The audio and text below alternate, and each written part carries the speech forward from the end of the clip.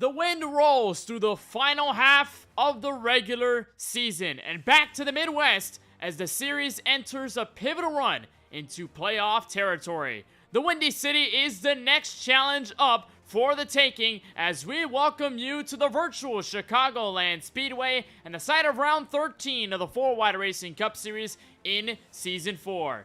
Glad to have you once again on MaxSpeedTV, where alongside Francisco Bacchiao atop the broadcast booth, my name is Kenneth Bueno. Francisco, obviously, we have had a lot of different types of races, short tracks, road courses, super speedways, you name it. But one thing we have really yet to see, apart from Las Vegas earlier on in the campaign, is simple intermediate track racing, which NASCAR has been known so well for going to these venues for. Chicagoland being one that is not on the current NASCAR Cup Series schedule, one that's going to bring us a very cool challenge with these next-gen cars tonight.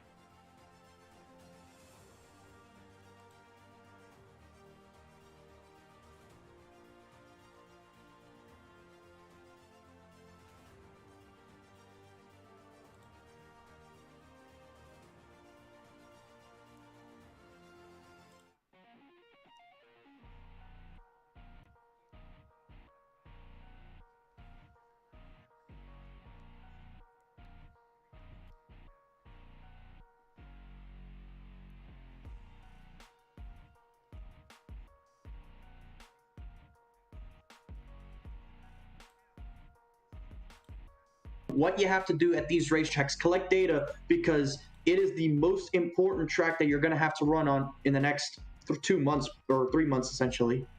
And usually when we come across these types of races, especially late in the regular season, you got those guys that have won races and have locked themselves into the playoffs. They don't necessarily need to worry, but it feels like this race, Atlanta Homestead, moving on before we even start the playoffs, and when we end the regular season at the Kansas Speedway, it seems like everybody is tasked with something to learn at some point when it comes down to at least executing a playoff run and getting to the championship, which is, of course, like you mentioned, Francisco, a 1.5-mile track. Let's take a look at where we are specifically, though, in the virtual world. We're at an intermediate, but we're at the Chicagoland Speedway, one of the younger tracks on the NASCAR calendar, opened back in 2001, but it is a very challenging, a very hard and abrasive venue. 1.5 miles, 2.4 kilometers, 18 degrees of banking in turns 1 through 4, 11 degrees on the main tri-oval to the start-finish line, and only 5 degrees on this back straightaway. Francisco, this is one of the more unique intermediate tracks that we see on the schedule, sort of similar to the likes of Kansas, to the Las Vegas's,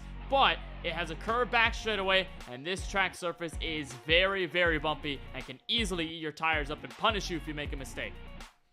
That's very much the case with the surface of this racetrack. We see a lot of tire wear here, a lot of abrasiveness, a lot of fall off should be expected if we get a long enough run here tonight. And the pit stops, if we get green flag pit stops here tonight, the pit road entry is quite tricky. It has a rather early turnoff where you're supposed to come off the racetrack. It can make for some very precarious moments coming on a pit road. I think one of the most memorable pit road entrances I've seen here in recent memory was in the Truck Series a couple years ago when they ran on a Saturday morning. I think you might remember this, Kenneth. The 15 truck, he missed his pit entry and he went into the grass and it launched his car up the racetrack. Fortunately for these guys, they're not going to exactly launch their cars up into the racetrack, but missing pit road could happen here, and you have to make sure that if you're going to pit under green, that you execute so you don't get any penalties and so that you don't make a mistake as far as missing pit road is concerned. Again, punishment, big word here, especially with the cars that we'll be using, the NASCAR Next Gen Series cars, which over the course of the season has already provided a lot of obstacles for these guys to overcome. One thing to also note, apart from the fact that we are closing in on the playoffs here in Season 4, is the fact that we've got a Dash for Cash qualifier. In our schedule, we have 2 notable Dash for Cash races. The first one being tonight. This is the qualifying race at Chicagoland Speedway. We'll note all the drivers that will be in it. They'll be highlighted with a blue banner and a blue number on the top of the race cars, so you'll be able to distinguish the ones who are running for the money and the ones who aren't. The top 4 in that Dash for Cash qualifying field will have a chance to win the money back at Homestead Miami Speedway in just 2 weeks' time. So we'll cover the storylines over the main course of the field. We'll also have our Dash for Cash storylines along with it, and then we'll see what kind of cast we'll get by the time we head to South Florida for our 3rd trip straight to a 1.5-mile track in this stretch. Drivers now are lodged behind the iRacing official pace car, so we'll take it trackside and we'll show you your starting grid. See exactly where every driver and your favorite driver will be lining up here tonight from the Windy City Chicagoland Speedway. Daniel Michel sets a 30.531. He was fast in practice, fast in qualifying. He'll start this race from the top of the field in the 25 car. Eric Schaefer gonna look for 2 in a row after winning at Bristol. He starts outside row 1. Looking at our second row, we have Lawson Peel, another driver with 3 wins up in the front of the field. We'll see what he's able to do to try and get up there. And Curtis Kelly, a strong qualifying effort up in the top 5. Curtis Kelly, he is also one of the batch of the drivers in the Dash for Cash qualifying. Same deal for Lance Hill in the 38. He starts inside top 5. And defending champion AJ Green and Stocks Motorsports teammate will be outside P6. Looking at 7th is Adam Alishire, trying to see if he can end that winless streak he's on. And Craig Launslager, an even longer win streak for him, he'll roll off P8. Here are the final drivers in the top 10, the 00 and the 99, Jesse Priest and Colin Forster.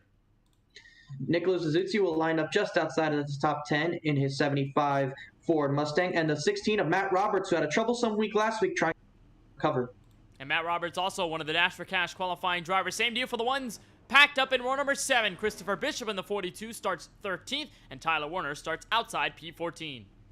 Brandon T. Banks, former Championship 5 contender, is going to roll off 15th with no lap time being set. And with Kyle Benson, who's going to try and turn his season around starting in 16th.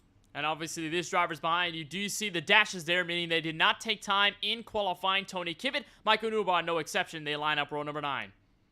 Seiji Munier is going to be back in the 19th position with Kevin D'Elia in the top 20. We'll look at the final 3 drivers in our 23-car field. It's league owner Tyler Murray having a lot of work to do from P21. Brian Dixon will start 22nd, and Cody Ivey will start shotgun of the field, the 81 car, in 23rd.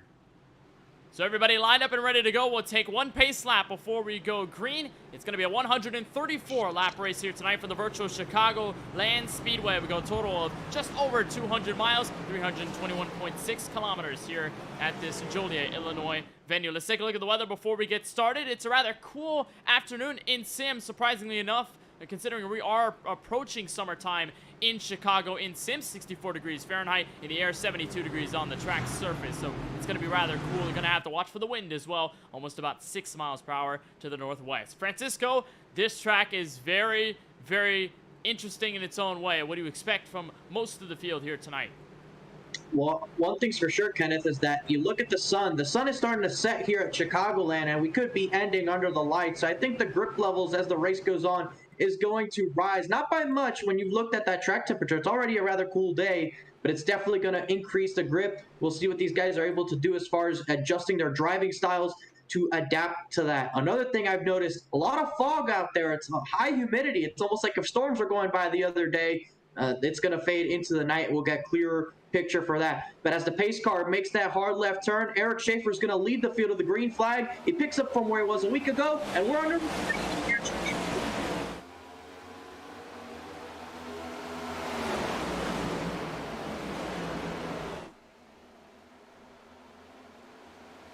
Look at that, 3 wide already back there in turn 2. Cars already trying to make their way up to the front. A little bit of separation in the front half from the second half, but Eric Schaefer able to hold the top spot, and his championship rival right there, the 12, is going to move way up in a second.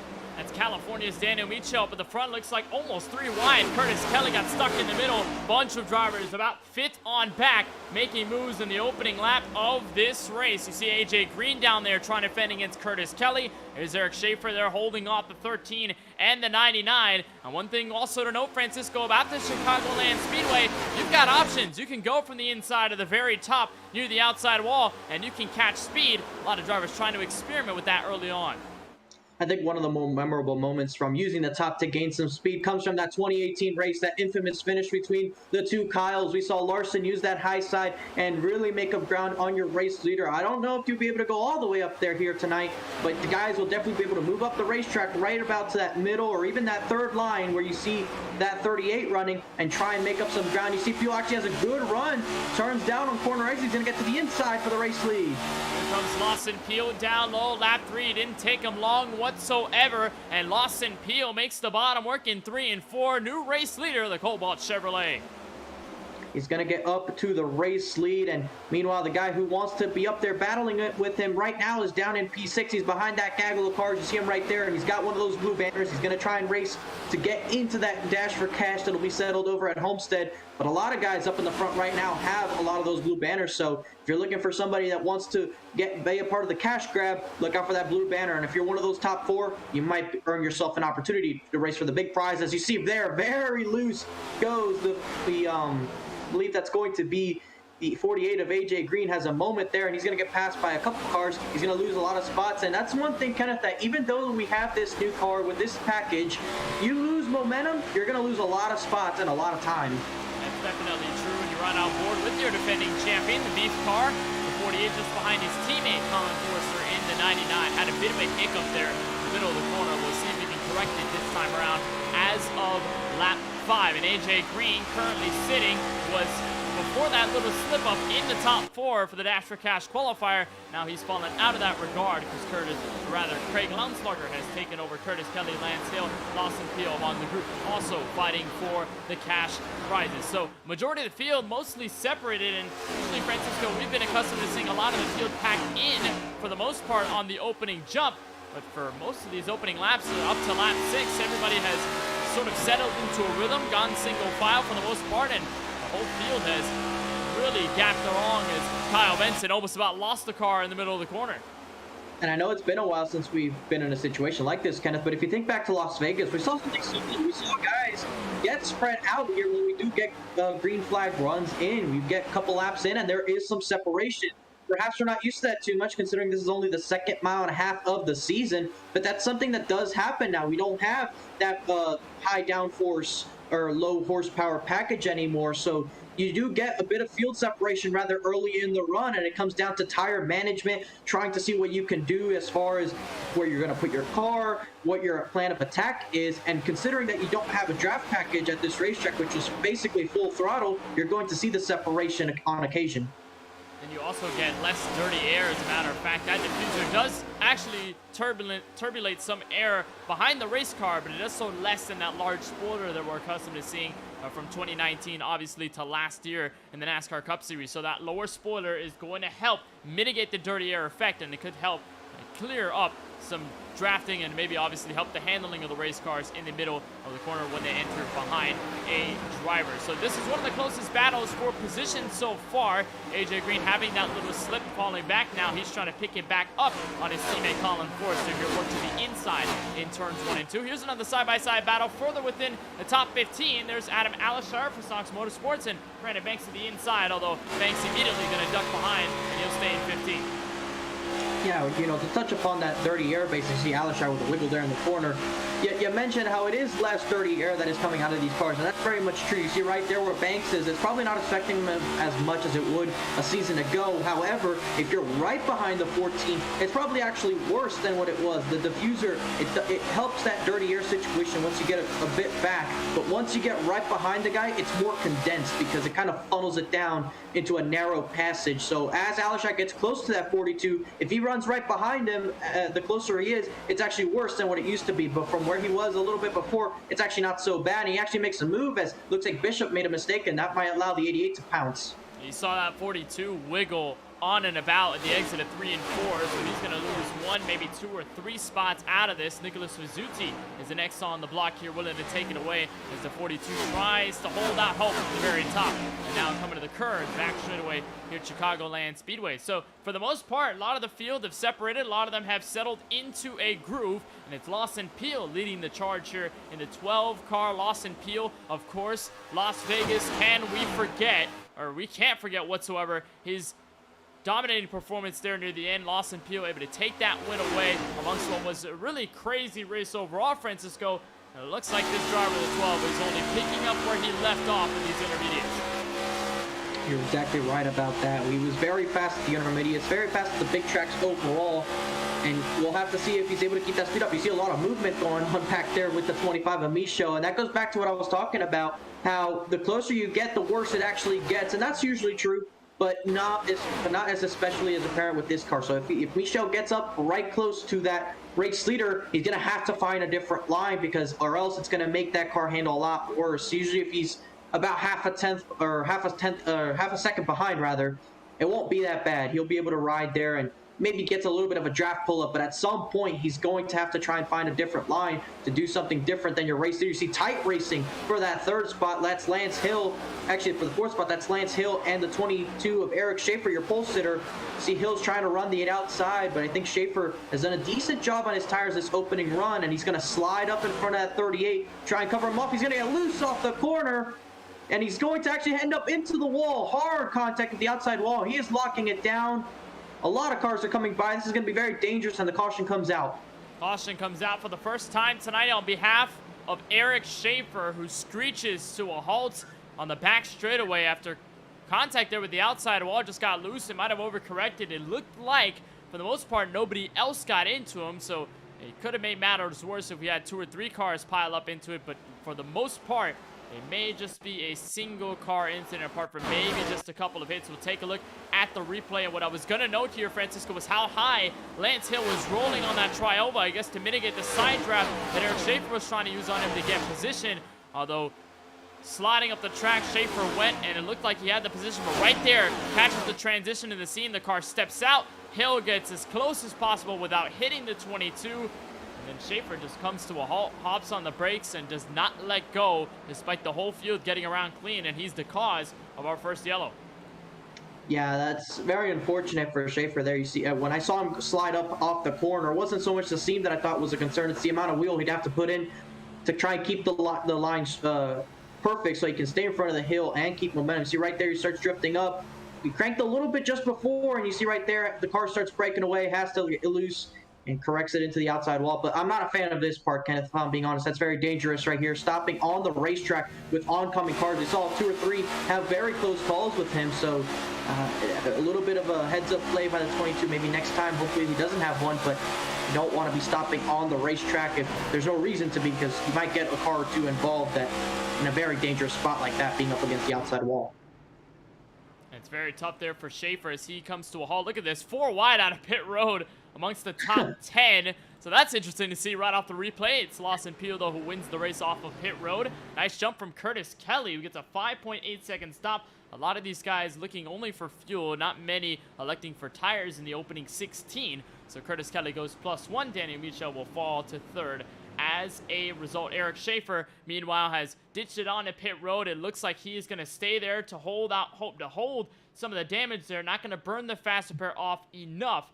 But as a result of that, he's going to fall to dead last, 23rd on the running order. So opening 16, Francisco, I'd say sort of a semi-green flag run. Not as long as it could have been by any stretch of the imagination, but it is a good intro to probably what's going to be the later runs in the event, and also gives these drivers an opportunity to understand what they've got behind the wheel, whether this car and this setup to their driving style is very loose, it's very tight, whether they've been abusing the tires in that opening run, or whether they were treating them just tender enough.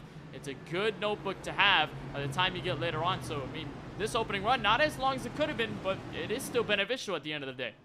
It's useful enough if you're one of these drivers, usually about 14 laps. That's when you really have a good idea what the car does. Unfortunately, you don't have anything more than that. But like I said, it's enough to start understanding what the car will do maybe at the lap 20 mark or the lap 25 mark. You know what it'll do at lap 10 and potential lap 15 from that run alone. So now you can kind of go about, maybe change a couple of things in terms of how you're driving it, try a couple of things differently than they did the first time. Of course, they're going to be restarting on old tires, which is going to be different than the race start. They're not super old tires, but they are a little bit warm. They cooled down, so they have a heat cycle in them, and now you have to try and get going here. So we could see some wheel spin throughout the field at some point by somebody. And trying to preserve tire sets. They do have 6 extra sets of tires, so they do have a good fair amount of use that you can go throughout the race, but I don't think tires will be too much of a concern in terms of the overall usage. They're trying to make sure they got some for the end of the race. Pace car, once again, left into pit road, trying to leave these guys all to themselves and to the 12 of Peel, who's going to launch right there, and he's going to get clear before turn 1 and leave those 2 behind him side by side. Also to note here on this restart, the drivers who took tires, at least the top drivers to take 4 tires and fuel, include Craig Lundslugger in 11th. Looks like Kyler Warner, Kyle Benson, and Tyler Murray among the group to go for rubber, so we may see them come up through the field a little bit sooner than later. Here's a battle for second and also a battle for fourth on behind. That's AJ Green against Jesse Freeze, but this time California's Danny Rachel underneath Curtis Kelly. And I think we'll get a good idea now of how much do tires mean at this point of usage, because you mentioned a couple cars went with those new tires, one of them being Craig Longslugger. So far as up to 10th, he's behind the 38 and the 88. We'll see just how much more grip he has. You can tell right there where the grip is. He's going to look to the inside of Banks. He's going to get a run as Hill clears him. He might try and take Hill in 3 and 4, which would put him up into 8th. You see Hill's going to go down to the inside, prevent the 13 from going there for now. So a good bit of patience out of Craig Longslugger. Knows he has a tire advantage. Doesn't want to wear it off immediately, but with an advantage of about 15 laps, that'll definitely take you long into this run. You just have to make sure that you drive the car right and that you take care of the tires so you can make it last the whole run. And that's a note also, Francisco, a good point that we may touch on later on, especially if strategy comes into play, is how much you use those tires. Of course, Craig Longslugger, he's got a lot of cars up in front of him, and he could easily, if he chooses to, go up for the race lead and just put on a huge gap and tell the whole field, bye-bye, I'm going to leave you in the dust, kick rocks. But this 13 also has to note that if he does push it too hard, he's ultimately probably going to be worse than these guys who stayed out on these tires. And by the way, if we get a caution, if we get an opportunistic part where these guys can come in, they'll have the fresh rubber, and Craig Longslugger is going to be kind of wondering what he could do next with one set less and using it a little bit earlier on in tonight's action. So we'll keep an eye on Longslugger, how he moves up. Currently, he's slashed up to 8th ahead of Adam Alashire. But of course, he's making slow but moving progress at this point of the race. So the battles have simmered down. Danny Riccio has stayed in front of Curtis Kelly. AJ Green has gotten the best of Jesse Freeze. For the most part, we really haven't seen anybody challenge up to Lawson Peel. Danny Riccio has had a lot of pace. Francisco in practice, we saw him putting the top charts, putting in a lot of laps here, so he's definitely got some experience. He definitely has some pace, but it may look like he hasn't either, one, used enough of the full potential, or two, maybe not good enough to handle against Lawson Peel, who currently has fielded this race so far. Yeah, exactly. That might be one of the main reasons. But of course, we haven't seen him exactly get closer than what he is now. So maybe if he gets up there and challenges Peel, he might be able to do something different. You see a little bit of a dive there, trying to see if he can put some pressure on the 12. He's going to exit turn 2 at more or less the same gap. Curtis Kelly holding on to 3rd. But one thing, Kenneth, that we haven't exactly talked about too much, I think I briefly mentioned it just as you were coming to the green. If you're able to notice that there's a bit of fog out there on the racetrack, and it's not as bad as it was in a Texas race I did not too long ago, but it is noticeable. And when you're on board with some of these guys, you could definitely see in the distance that there is fog, and that could affect the visibility. That could also affect potentially the track temperature, how the grip is with all these guys, because fog doesn't exactly help the handling of the race cars or the visibility. Definitely true. It actually really hurts the visibility if you get it. And Francisco, I think you're blessed enough that you didn't see the Auto Club race earlier this season because the fog was intense. Ooh, you couldn't really see it all. You could only see probably about maybe 10 to 15 feet in front of you, but that was about it. It was basically blindness at that point. But nonetheless, we'll note the fog here and also the cool track temperature. It's also helping with the grip of these guys, despite the looks of it that it may be just hotter than it seems. But at the moment, 72 degrees has been rather balmy for these guys. These guys have been rather calm on the tires. It hasn't really ripped these apart. So, I mean, maybe that is also a trade-off here, Francisco. The league owners have the ability to change the weather in these respective sessions. So maybe they understand how much of a tire eater the Chicagoland Speedway is. And they understand, hey, let's cool down the track temperature. Let's make it somewhat nice conditions for these cars so it's not outright full-blown loose 100% of the time. I don't think that they control that in this particular one. I think they have it set to whatever iRacing determines. So what luck do we have that we end up in a situation like this? You see a pit stop there by the 81 of Cody Ivey as he's merging back onto the racetrack, unscheduled under the green flag. Not sure what happened there, but chances are he will have some fresher tires, so he's going to try and go by these lead lap cars and unlap himself. But like we were talking about, Kenneth, is most likely these league owners probably didn't tamper too much with the actual weather so much as they did with the time of day conditions as you usually would do. That's probably why we're seeing such low temperatures. It just happens to be luck. You mentioned the Auto Club race. I was spectating that run. It was not pretty sitting behind there, but I think I got a good idea of what that was. FIRS Texas race. It was pretty bad. We couldn't see anything until the nightfall came, which I think might be the savior for these guys, because with the way everything's looking, we definitely will probably be under the lights by the time the checkered flag flies. It's definitely true, and hopefully it could help some of the visibility problems, although for the most part, at least it's been a good sign. These guys haven't, quite frankly, struggled with the visibility all too much. I think the fog is just at a low enough level to where it's not really affecting the visibility all too much. It is out there, nevertheless, but it isn't such a factor that it'll really be a danger to any of these guys or really be a distracting factor by any means necessary. Here's a battle for the inside of the top 6. This is Kevin D'Elia, Chevrolet Camaro up top, defending Lance Hill down low. Of course, Lance Hill with the blue banner and the blue number at the top of his next-gen car, part of the Dash for Cash qualifier. Kevin D'Elia is not, but Kevin D'Elia doing a solid job. And actually, Francisco coming off an Indy finish P3 after what was a very intense run.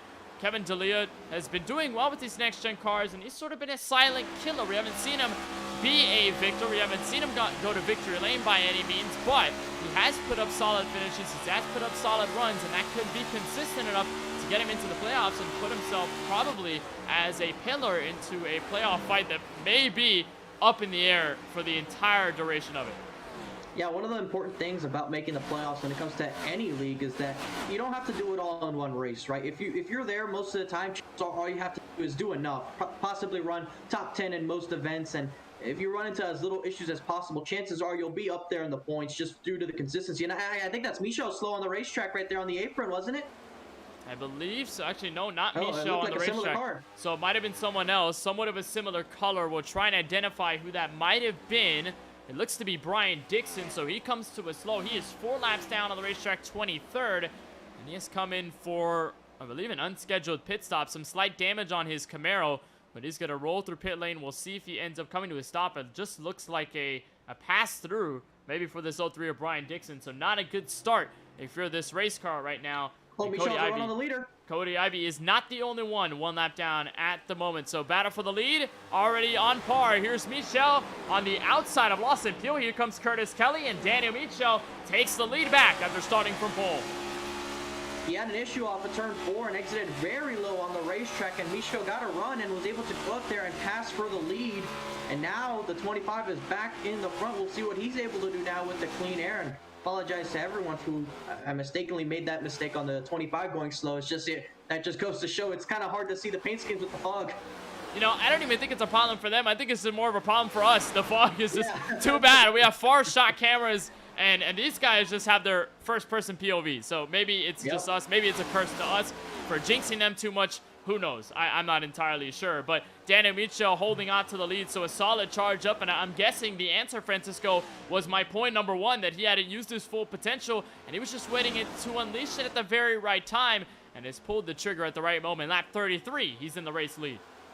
And you notice that they're starting to run different lines. Michel's kind of running that middle outside lane, especially in 3 and 4, to avoid those bumps. You see right here in 1 and 2, you see this battle with the 0 and the 38. The 0 is going to run that almost third line, and he's going to run and get a good, doesn't get a decent run there, but normally you would. Hill's going to get a bit of a help here from the 13 of Lauenslager as he runs the bottom. Right here, this is where the bottom probably wouldn't help that much. There's a couple of bumps there, and that's what gives the 0 the advantage. Look at the run he's going to get here off of the corner with a little bit of draft. He's going to try and get back to the outside of Hill, but with Lauenslager not helping the 0, that's not helping his case. Lauenslager's going to look to the inside and try and get past Prees on his own. He's going to move to the inside, and he's going to try and take that spot. Remember, the 13 is on newer tires. We've been in this run for almost 20 laps, so it hasn't fully equalized, but he still has a slight advantage, but he's not trying to take any life out of those tires. Normally, with 15 lap or so better tires, you should be able to have an easy time going up through there, but you see he has to check up there, doesn't want to take it into the side of Prees, lives to fight another day. And the 13 just trying to be very careful with these tires, not trying to push too much, as he does at least stay behind this 00 of Jesse Prees, but he'll try and restrike here. Kevin D'Elia, Adam Alshire now next up. They're trying to enter themselves into this battle here. It started with Lance Hill and that 00, the 38, now approaching ahead into P5. But you are right, there are a lot of bumps that you do have to avoid here at the Chicagoland Speedway. Most notably, it looks like 3 and 4. If you run all the way to the outside wall, which thankfully we haven't seen anybody do so far here tonight, the bumps are very, very nasty. They could strike you at the worst possible time, and your car can easily get sent into the white safer barrier walls lining this Chicagoland Speedway, as Craig Lauenslager will again dial up the inside on the Good Wrench Chevrolet of Jesse Prees. This is a battle for P6, but ultimately it feels like turn 1 and 2, although it is rather bumpy, Francisco, it's not as bumpy as 3 and 4. 3 and 4 seems to be the real killer here, especially when you run the middle, the bottom, or the top. It looks like this car is not content running either line.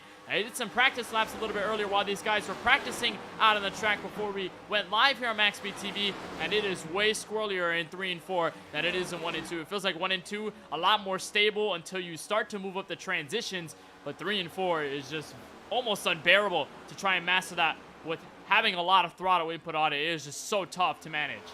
It's funny you say that because I actually think it's the opposite. Despite those bumps in 3 and 4, I had a lot more trouble trying to keep the car under control in 1 and 2 than I did in 3 and 4. I feel like those bumps, at least for me, they seem to help keep the car planted. It would kind of drive it up the racetrack, but if you do it right, it wouldn't hurt it as much. In 1 and 2, it's just so smooth that with the lack of side force that these cars have, it's very difficult to keep it pointed straight, especially on the old tire. See green there, struggling right there. And you kind of result to incidents like we saw Eric Schaefer have there to bring out our first caution. You get loose as you get up the racetrack, and it's very hard to save the race car at that point. So, you know, just that's what I at least found when I ran here. It's kind of cool to see that you and I have some different issues, different perspectives on how we run this racetrack coming in both ends of the corners. It just looks to be probably driving style. Maybe I'm just a little bit too aggressive in 1 and 2, and maybe you're just aggressive in a certain part of the track. Who knows? But you're riding on board here with Colin Forrester. He's 13th right now, just behind the Geico Chevrolet. That is, of course, the Drinking Bros Racing entry of Brandon Banks in the 88. Colin Forrester has had somewhat of a quiet evening for the moment in the opening 40. Has yet to do anything crazy here at the Chicagoland Speedway, but Forrester is probably one of the championship favorites. Francisco, one of the championship 5 1 season ago, was a very strong contender, opened the season in his rookie campaign with 3 wins on tally, and so far Forrester has yet to get to victory lane with these next gen cars, but he's been rather consistent so far. Not the best night in 13th, but probably is gonna be what you need to close out the regular season. Just put up some good finishes, have uneventful races, and you should be okay. It's very much the case, but like we talked about at the top of the show, tracks like this matters. Your performance here is going to matter because it makes up half the schedule between now and the end of the season, and it involves heavily in who's going to win this championship. So though he's running 13th today, he can't run in this sort of positions in the next couple of mile and a halves, Kenneth, because that's going to be very concerning for his odds because of the makeup of the schedule.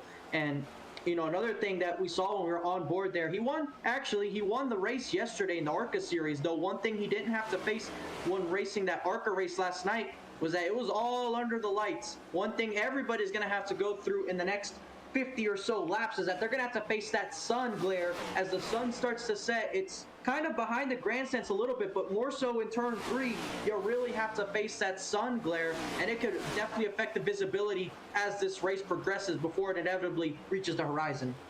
That is definitely true. Also, we've got another change for the race lead. So while Michel held control for a couple laps, had a couple wiggles, and Lawson Peel is back to the point here at Chicagoland Speedway. Also, Colin Forrester, while you were talking about him, Francisco, was making that pass on Brandon Banks. So it looks like he found the run to make that pass complete. Move Forrester up to P12. So one thing also to know about the Chicagoland Speedway, Francisco, is that we've had a season's absence from seeing this track on the calendar. Season 3, you can look at race number 1 all the way to the final race at Atlanta Motor Speedway, and you will not find the trace of Chicagoland Speedway anywhere. You have to look back to the 3rd race of Season 2 with the Gen 6 cars. And this absence, especially, Francisco, for a lot of the rookies and a lot of other drivers, does mean a lot for these long tenured drivers in the series. You think about drivers like Pizzuti, like Tyler Murray, you think about Tyler Warner, drivers who have been around that long. They haven't seen this track in such a long time that it could affect their rhythm. And then also you couple in a new car, it's basically like a brand new race. This track not having a lot of history in 4 Wide Cup history. You're very, very right about that, Kenneth. It's basically like a new track because we haven't seen it in a long time. Over a year we last saw this track on the schedule, and couple that with a brand new race car that is not similar whatsoever to the previous car, and it's essentially like you've never done it before. So it's basically new ground, new territory. Of course, experience at the track is going to matter, but if you haven't been there in a while and you go there with a brand new race car that you don't really have too many notes on with this racetrack, it's basically fair game for everybody, and we're seeing it here tonight. Guys that you normally would expect to see at the front, or guys you would anticipate maybe struggling just because of the fact that it's a combination that we're not going to be seeing in real life, and it's also one that we haven't seen in 4 wide in a while. So it's just a very peculiar spot. It's not like us going to Atlanta next week, where we've seen Atlanta with these cars in the eNASCAR Coca-Cola iRacing Series, despite not seeing it in the real life. Of course, having the repaved Atlanta, which should be expected to release in a month or so, and of course going to Homestead Miami Speedway very soon. You see a pit stop there. The 8 of Tyler Murray, who was just inside the top 15, is going to come down pit road.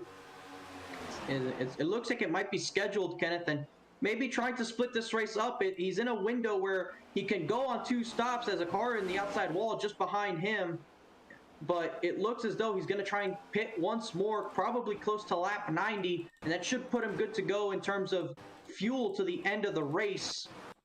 And if that's the case, then most of the field will probably be coming in soon, because I think everybody's going to be at least on that 2-stop strategy, despite that fuel stop on lap 15. Well, I believe here, Francisco, Tyler Murray's stop was not scheduled for strategy. Maybe it ends up being a strategic point later on tonight.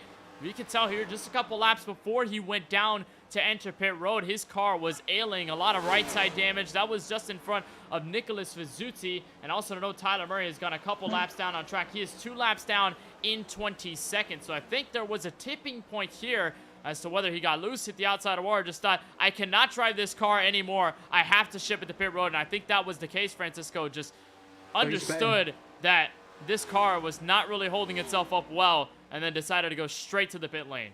And you can tell with that entry, he most definitely sped on pit road, so that's going to compound his issues even more. And right there you see he gets the fast repair, but I believe he definitely sped on pit road, Kenneth, so we might be seeing that 8 come back here soon enough. I mean, you saw him locking up well into pit road, so he most definitely was going too fast. I wouldn't be surprised if we see him come in a couple laps time. But right here, you're seeing another battle between teammates. These guys got together a week ago, AJ Green and Lance Hill. We'll see how tame they'll be this time around. And we saw a 3-pack with Stonks Motorsports getting into each other in the final segment of the Bristol race just 1 week ago. So just trying to make amends here in Stonks Motorsports, and frankly doing well. Rather clean races for these guys, 48-38.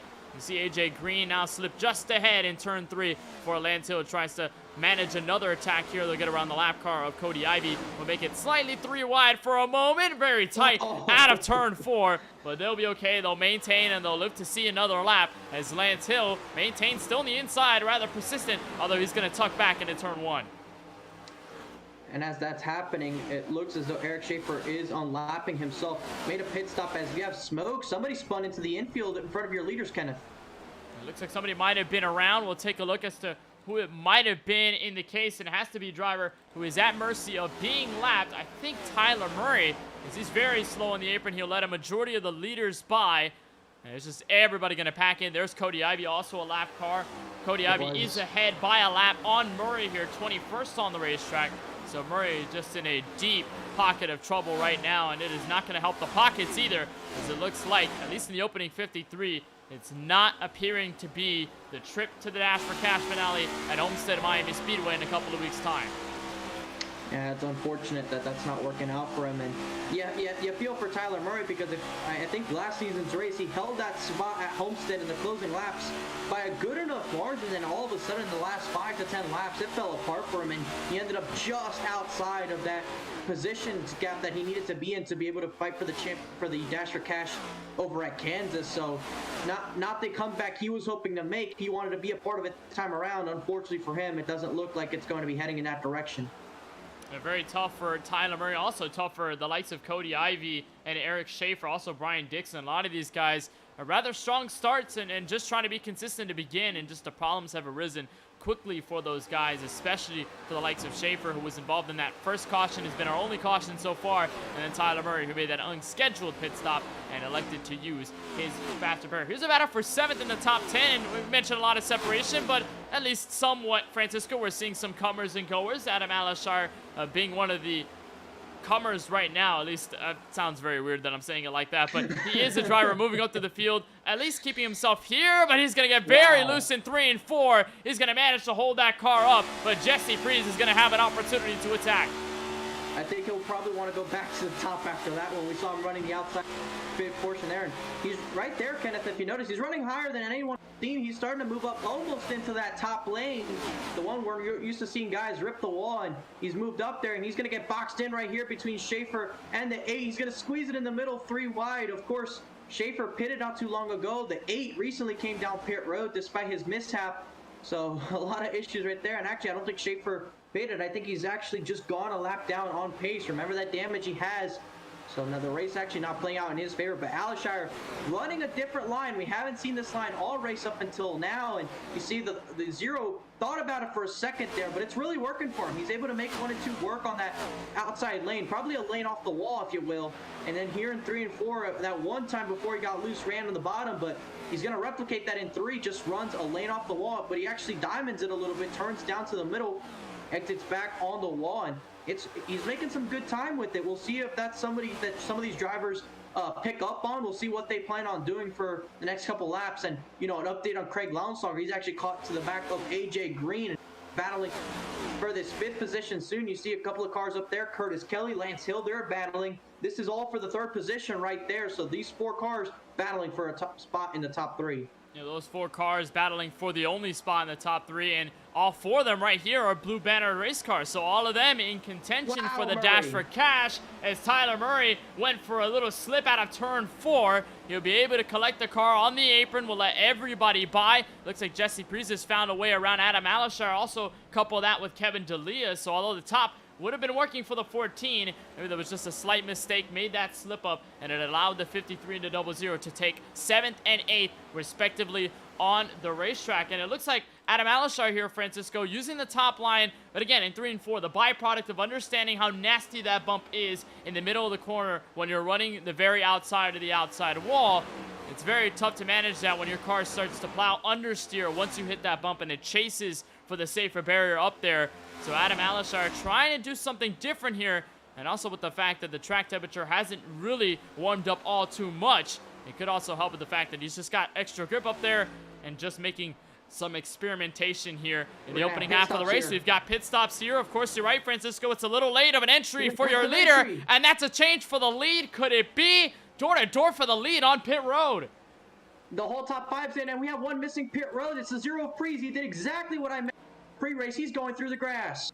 Priest going through the grass. He'll try to find his way back on track, but that's going to be a big hit. It may send him 1 lap down or more, depending on how bad it gets. He's not trying to push the issue and get the car loose. Now he finally hits the apron, but that could immediately destroy any chance of making a proper green flag stint. And you're right, Francisco, majority of the top 5, and frankly, most of the running order on the lead lap have taken a trip down pit road. There's the battle for the net race lead. Peel with a quick stop. He'll end up P1, rather net P1, once everybody else cycles through. Yeah, so almost the entire top 5 had come into pit road right then and there. And a notable driver to stay out right there was Craig Longsauger, who we saw pit under that caution. He's actually in now, so he's come down pit road 1 lap later, not trying to see if he can get another tire advantage. I'm surprised he didn't do that. You see Alishire's in as well, so a lot of guys coming in within a tight window. They're going to have to pit again. They can't go the rest of the way on fuel, but I guess they're trying to do something. Oh, and a mistake by Peel. And Peel's into the grass. That'll give the lead to Daniel Micho. And I was just about to mention, Francisco, that practically everyone else who had stayed out that extra lap all came in collectively. And Lawson Peel, with a potentially crucial mistake, sends him back to about 4th or 5th on the racetrack. And it could have been much, much worse for the driver of the 12. We'll see what happened. And again, Kenneth, we didn't talk about this, but it's something that we've mentioned in races before. Cold tires, those pit road. Remember, the low-profile tires, the wider side rims, it creates less heat in the tires, so it takes longer for it to warm up. And right here, you see he's going to go shift into 5th gear, and you can tell he's a little bit loose right there, and he's loose the whole time, but just can't get it under control. And right there, it breaks away. Fortunate not to overcorrect this into the outside wall, but wow, that's going to cost him a good amount of time. And it's going to lose him a lot of time. Fortunately, though, he is going to stay on the lead lap and not going to lose anything dramatically. And also, he's got close enough to AJ Green to potentially make some passes and maybe get himself back to P1, although it's going to be much more of a taller task here than it has ever been before that pit stop. So Daniel Micho inherently will take the net race lead away, or rather now the official race lead away here, lap 64 of 134, closing in on the official halfway mark of tonight's Chicagoland Speedway race. And this California native, after starting on pole, has been consistent enough to keep himself within the top 3. He really has never fallen off of that pace. And with that mistake from Lawson Peel, he now has a 1-second advantage over Stock Motorsports' Lance Hill. And you make a good point, Francisco, about the cold tires. The fact that we really didn't talk about that all too much. And that's a point that was also brought up at Las Vegas. If you can remember, off of the pit stop, a lot of guys struggle with the handling of their next-gen cars just because this car specifically takes a couple laps to get into a full rhythm and to settle down. We've talked to a lot of drivers on interviews and post-race, and even in between that, drivers in the chat in the Discord server explaining how loose this car is when you're on the first set of laps here on cold tires. It can get very dangerous if you make a simple mistake, but now it looks like after a couple laps, this car is starting to settle in, and that really was what bit Lawson Peel to send them back and forth. Yeah, we haven't talked about the cold tires in a while. It just hasn't played too big of a factor, but it's just important. It'll loosen the race car. Also, something that we missed under those green flag pit stops, Kenneth, the 14 of Alshire tried to come in with the primary leading group, but he actually missed his stall. He actually missed pit road, but he noticed early enough and never went through the grass and was able to keep some relatively high speed, so he basically lost as minimal time as possible, unlike the 0 of Freeze, and went on, would pit a lap later. Unfortunately, the damage is done, and he's 2 laps down right now. It is so tough for Alishar. Same deal for Christopher Bishop, who also goes 2 laps down as a result of this pit road cycle. So it has trapped a bunch of drivers 1 lap down or more. Right now, we only have 12 cars on the lead lap. Michael Newbraw being 1 lap down in 13th. The first one 1 lap down. He'll get the lucky pass if a caution does come out. Kevin D'Elia is the last one on the lead lap in that P12 spot. So that changed a lot, Francisco, frankly, around this first half. And there's Daniel Micho creeping up on the 53, so it may turn into 11 by the time these next couple laps are through. Kevin D'Elia washes up the track. He's got a couple lap cars in behind him just to maybe add as a buffer. But ultimately, if Micho continues this pace, D'Elia is going to end up 1 lap down, and it will help him if he can stay there based on if a caution comes out. But this race has gone green enough, so we don't know what could happen next. Yeah, of course, it's been a long enough run, Kenneth, and we haven't seen too much of this throughout the season, especially at these mile and a halves. The last time we had a green flag pit stop sequence like this on this kind of a racetrack, it ended immediately with somebody on cold tires, unfortunately losing the control of the race car. But we've gone through that phase. I believe everyone's tires is warm enough at this current moment in time, so I think we could see at least another couple of laps under the green flag. But looking ahead, as far as strategy is concerned, I think most of these guys, for the most part, can go as far as probably lap 100 in terms of fuel from when they last pitted. So there's a window there of about 10 laps from the earliest part that you can pit versus the latest part that you can pit, somewhere between lap 90 and lap 100. If you pit within that range, you're going to be good to go to the end of the race in terms of your fuel. So I think that's probably what most of these guys will aim for if we stay under the green flag. Those drivers will definitely look for the sweet spot here. Caution definitely will help their chances for the most part. We'll just have to see, as there's Lance Hill getting around a lap. CJ Munier, there's Lawson Peel just behind. So, frankly, even with that mistake, Francisco, the 12, has picked up the pace, set at 30.757 last time by, which was almost 0.2 faster than the guys up in front, Lance Hill and your leader, Daniel Micho. So, it looks like that definitely didn't phase Peel at all. He settled into a rhythm, got the muscle memory working here at Chicagoland, and now he's creeping up on second. He is starting to catch up very slowly, but remember, he is almost 3 seconds off of the lead. So, there's a car around. There's smoke. That was the 03 of Brian Dixon. That was basically just in front of second place Lance Hill. That was behind your race leader, Daniel Micho, as he had already made his way by. Fortunately, the 03 is able to fishtail it, save the car, and now he will end up on pit road again. It looks like he'll add another lap down to his tally, but that could have been a huge moving moment in the Chicagoland race. Watch this as he was with the 33 of Tyler Warner. It was the exit of turn 2. And both of these guys are laps down in this race. You see the 03 running basically the wall line. You see his left side's right on that seam and exits the corner and kind of moves down the racetrack. Not sure what Oh no, happens here. it wasn't Brian Dixon, I believe. It might have been Kevin D'Elia in 12. Yeah, it looks like it was up ahead. It looks like he moved down to check up. There you see D'Elia there, and he was, yes, driver of the 53, right in front of the leader, gets sideways, has it almost under control, and does that little bit of an overcorrect that I mentioned that can happen with the car. Murray with a great evasive action, but he keeps it pointed in the right direction just enough to prevent the iRacing caution and not lose too much momentum. So what a moment there for the 53 D'Elia. He keeps it straight, but he loses a lap. Apologies there for misidentifying it. So it is the 53 of Kevin D'Elia, although frankly around the same time, look at that big move by Tyler Murray to get out of the way. At the same time, the 03 Brian Dixon did also slow down and did also end up on pit road. So apologies to that. Looks like it was Dixon at first. Dixon obviously did come down pit road as a result, but ultimately it was the 53 of Kevin D'Elia, got loose in front of the leader, and he also ends up in the territory of one lap down. Here comes Lawson Peel on the outside of Lance Hill. Gonna squeeze his way out of turn 4 and almost about made contact with the fellow Chevrolet Camaro up in front. They're gonna make contact. He's gonna get loose. He was trying to get aggressive with that side draft and just bargained for too much there to the outside of Hill and in the trial. Well, it's very tricky with these cars. You don't have all the grip as you once did, and it's going to cost him more time than it was going to gain him. And that could have been also a large dare if they had made more contact. The 38 and the 12 trying to race each other for second. Lawson Peel trying to pick up what he left off on that mistake out of turn 4 on cold tires. And now he has to hit the reset button, do it all over again. And by the way, Lance Hill, just about 3 seconds, closing in just a little bit on Daniel Michel.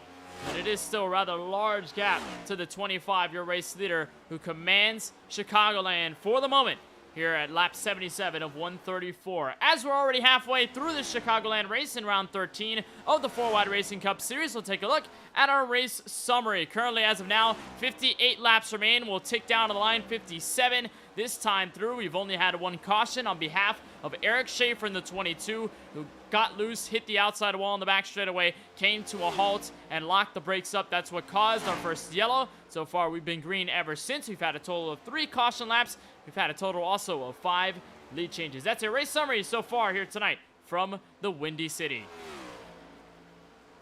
You know, Kenneth, I was looking over at the scoreboard, and not too many laps ago, we had a couple cars going a lap down, one of them being the 75 of Nicholas Vizuzzi. He's in the 11th position. You look at the next car just in front of your leader, and that is the 76 Tony Kivet. Tony Kivet's inside the top 10, Kenneth, and he's on the verge of being a lap down. That is the pace that Daniel Michel is setting right now. Yeah, definitely. So, and also with the fact, Francisco, just this whole sequence of green flag stops and how many drivers got caught off guard, it's just also a mix of the pace on the new tires for this 25 and the fact that things kind of got hiccupy around most of the midfield when they went down for service. There's a look at Tony Kivet, who is currently the first car, or rather the last car on the lead lap. The first car probably willing to get one lap down if the 25 gets to him, and he's the last driver in the top 10. And I believe that is Danny Michel just behind him in the sandwich stickers car. So it may be a couple laps time before Tony Kivet gets added to the one lap down list. And that's going to be huge also, Francisco, if you're this 25, because let's say caution does come out. Fine, we'll have one driver. Maybe it be Tony Kivet. Maybe it be the driver behind him in, we'll take a look behind, that is Nicholas Suzuki in the 75. Maybe they get the free pass. Everybody else, though, behind stays one lap down on the track, so you're practically eliminating contenders for the win out of the mark for the end of the race. So basically, you're just ticking down at who's available to mess up the race or who's available to take the spot away.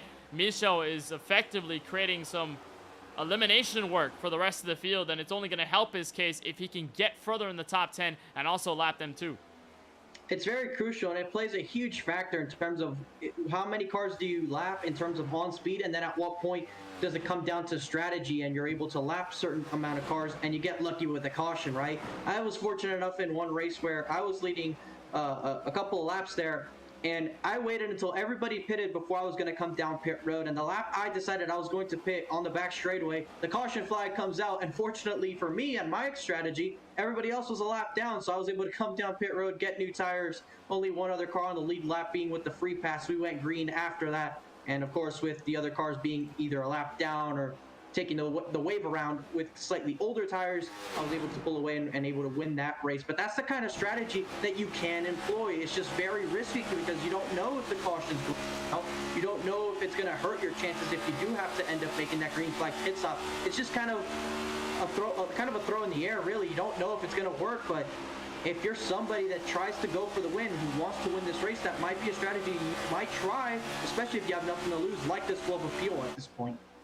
And Lawson Peel has gone back to the back bumper of Lance Hill, so we may indeed see this battle for second brew up once more. And they're running higher on the racetrack, so before we've seen a lot of guys tuck themselves to that white line all the way at the bottom. Looks like a majority of the field now electing to stay to the middle, although it didn't really work in 1 and 2 for Lawson Peel. He's going to lose some time trying to diamond it down to the racetrack, and he's going to maybe elect for the middle here. Once again, he'll diamond back down low, following the tracks of this 38, who has set the pace from second on back, and is now 2.5 seconds behind Daniel Micho. And actually, frankly, he's caught up just a bit. Yeah, they've gained a couple of tenths that last time by. Frankly, almost a full tenth of difference between your leader and Lance Hill. So maybe this fight really isn't over. Daniel Micho maybe cross-eliminating everybody to lap them, but he's far away from second and third, and these guys are slowly closing in the gap. He may have something else to worry about. And at what point do you wonder if maybe even though they're not side by side, despite them battling each other, maybe them running nose to tail like this is creating a couple of miles per hour on the straightaway and allowing them to catch up to Micho, who's basically on his own, has no lap cars, nobody for position. So that might play a minor role in terms of them gaining time, because if they start to battle, that might end up costing them. But also you have to look at the opposite side of that and question, how hard is Micho pushing? Is he pushing very hard, or is he trying to take care of the race car? And actually the caution's going to come out. We have an incident out on the racetrack at an interesting time of the race, and we'll try and get a look at who it is, but it looks as though we are under the caution for the second time, Kenneth, and that's going to turn this race upside down. That's going to be huge for this race, and Daniel Micho's lead ultimately crams down to 0. Adam Alashire. And we'll see drivers come down pit road sooner than later. We'll take a look with Adam Alashire, who had a race go well at the start, but it looks like things have gone sour very, very quickly. There's the tail of the tape. Just got loose out of turn 4, overcorrected, hit the outside wall, and then came to a halt, pretty much facing perpendicular, facing the grandstands. Fortunately, the space is large enough for nobody else to get into the 14, so he'll be able to get away mostly scot-free apart from that hit to the outside wall. But for Alashire, that is big because it practically adds more negatives to a race that has gone bad very quickly, and then is just an interesting point, very crucial point for these leaders and how they're going to handle the rest of the race. And it's kind of interesting because you see that damage on his car, and that didn't come from this crash. That actually came from an incident he had a couple laps before, about 10 laps earlier, where he smacked the wall off of turn 4. So a couple laps later, that same corner would turn out to bite him and not be very lucky for him. And you see actually right there, the Micho has to back up on pit road. Same thing for Hills. Crucial mistakes by 2 of your top 3. Big mistakes there, and could it possibly hand the lead to Lawson Peel? The Jacks will go up earlier on the 12. Peel will have the opportunity to get away quickly to the line. Is it good enough for the race lead? Answer is yes. Yes. Lawson Peel gets ahead of Daniel Micho and goes back to P1. We're going to have to get a replay of that, Kenneth, because I'm looking right at that scoring line, and they were basically dead even with each other. It is hard to tell, but by a fraction, I think just barely Peel got the lead. You're going to see it right here. Right here. We'll see if we can go on board. They're basically inside one another, but you see just right there that extra bit of space. As soon as he pops through that 25, he's going to get the lead off pit road, and that just proves how much every little bit of inch, every little bit of every second is going to matter. Every tenth of a second is going to matter, and it wins him the race off pit road. We're going to be on board with Peel, see what he sees. Right there, the jack drops. He knows he's got to go. Right there, he's accelerating, trying to get all that he can and just hoping that it's enough. And fortunately for him, it's actually not going to be, or actually it is, because you see the 25 actually go. For a brief second, I thought that they had exchanged positions, but it looks as though it was Peel in the end, like we correctly assumed. So crucial lead change there, Kenneth. Crucial mistakes by the 25 and the 38. That is not what you want to be doing at this point in the race, Kenneth. It's going to cost you if you do that again. But I think another angle that we have to look at is this race has had a lot of green flag runs. If we go green between now and the end of the race, you're looking at fuel mileage. That is definitely true. Fuel saving will come into play, and maybe there could be the possibility that drivers are saving fuel right now because they know this I think they caution are. has practically changed the game up. One of the biggest losers out of the mistake, Francisco, was not Danny Mitchell, who lost the lead and ended up in second. It's Lance Hill, who was second at the time of caution. He fell to 9th after overshooting his pit stall. So Lance Hill will have some work to do by the time we get back to the green flag. For Danny Mitchell, obviously it is lost clean air up at the front of the field and the lost opportunity to control the pace on the restart.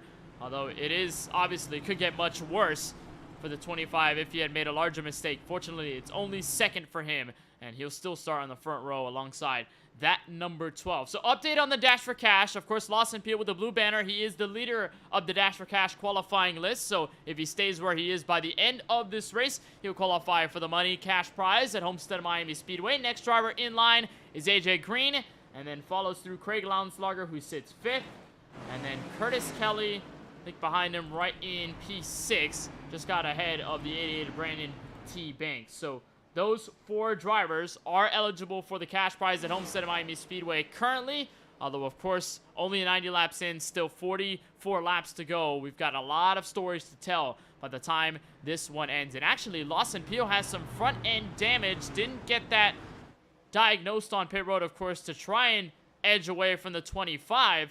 So could that potentially be an issue here for Peel later on? It's definitely going to be aero damage, but you have to wonder how hard of a hit was it wherever he got that damage from, to the point where it might cost him some engine power. And I actually think that came on pit road, Kenneth, because before the pit stops, he didn't have that.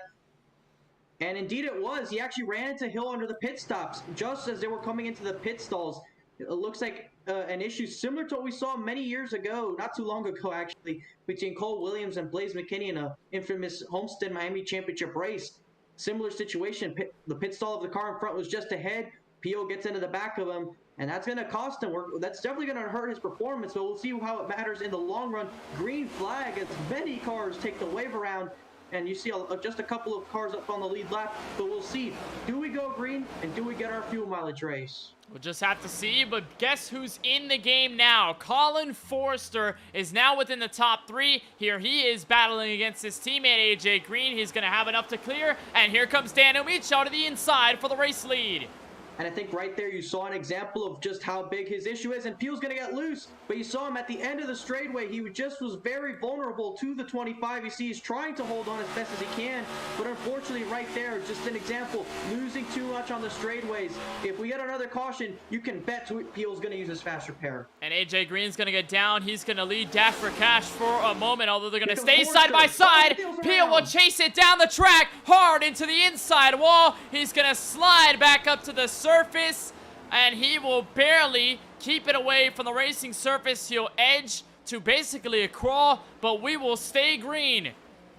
That's 2 of your primary contenders laps down. That's going to be laps down for the 12 appeal. I believe he's going to bring it down pit road. Indeed he does, as smoke there may have blown up.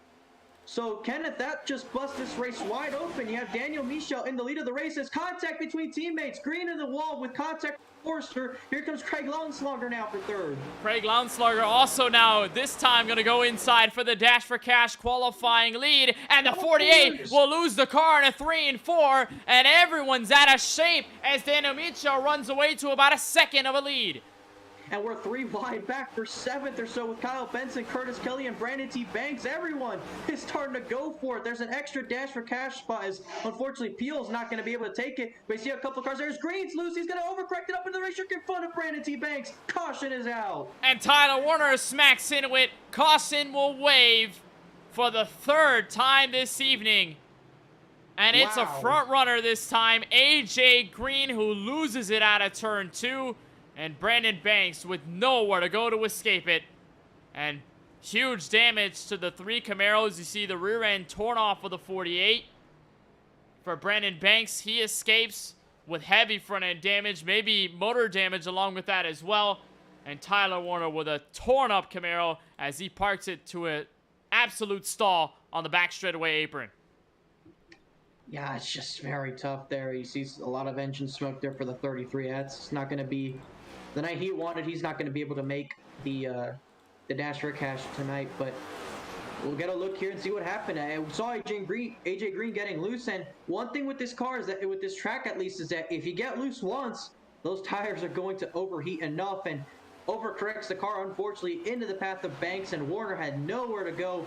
The rest of the guys were able to avoid, not getting into anybody else as they were sitting in the middle of the racetrack, but just very tough ending there for the likes of AJ Green, and just not going to be able to continue, or at least he will be able to continue. He has the fast repair, but of course that's going to set him back significantly in this race. And one thing to note, Kenneth, is that CJ Munier, I believe, is going to get the free pass under this caution, and that's now going to put Lawson Peel as the first car 1 lap down.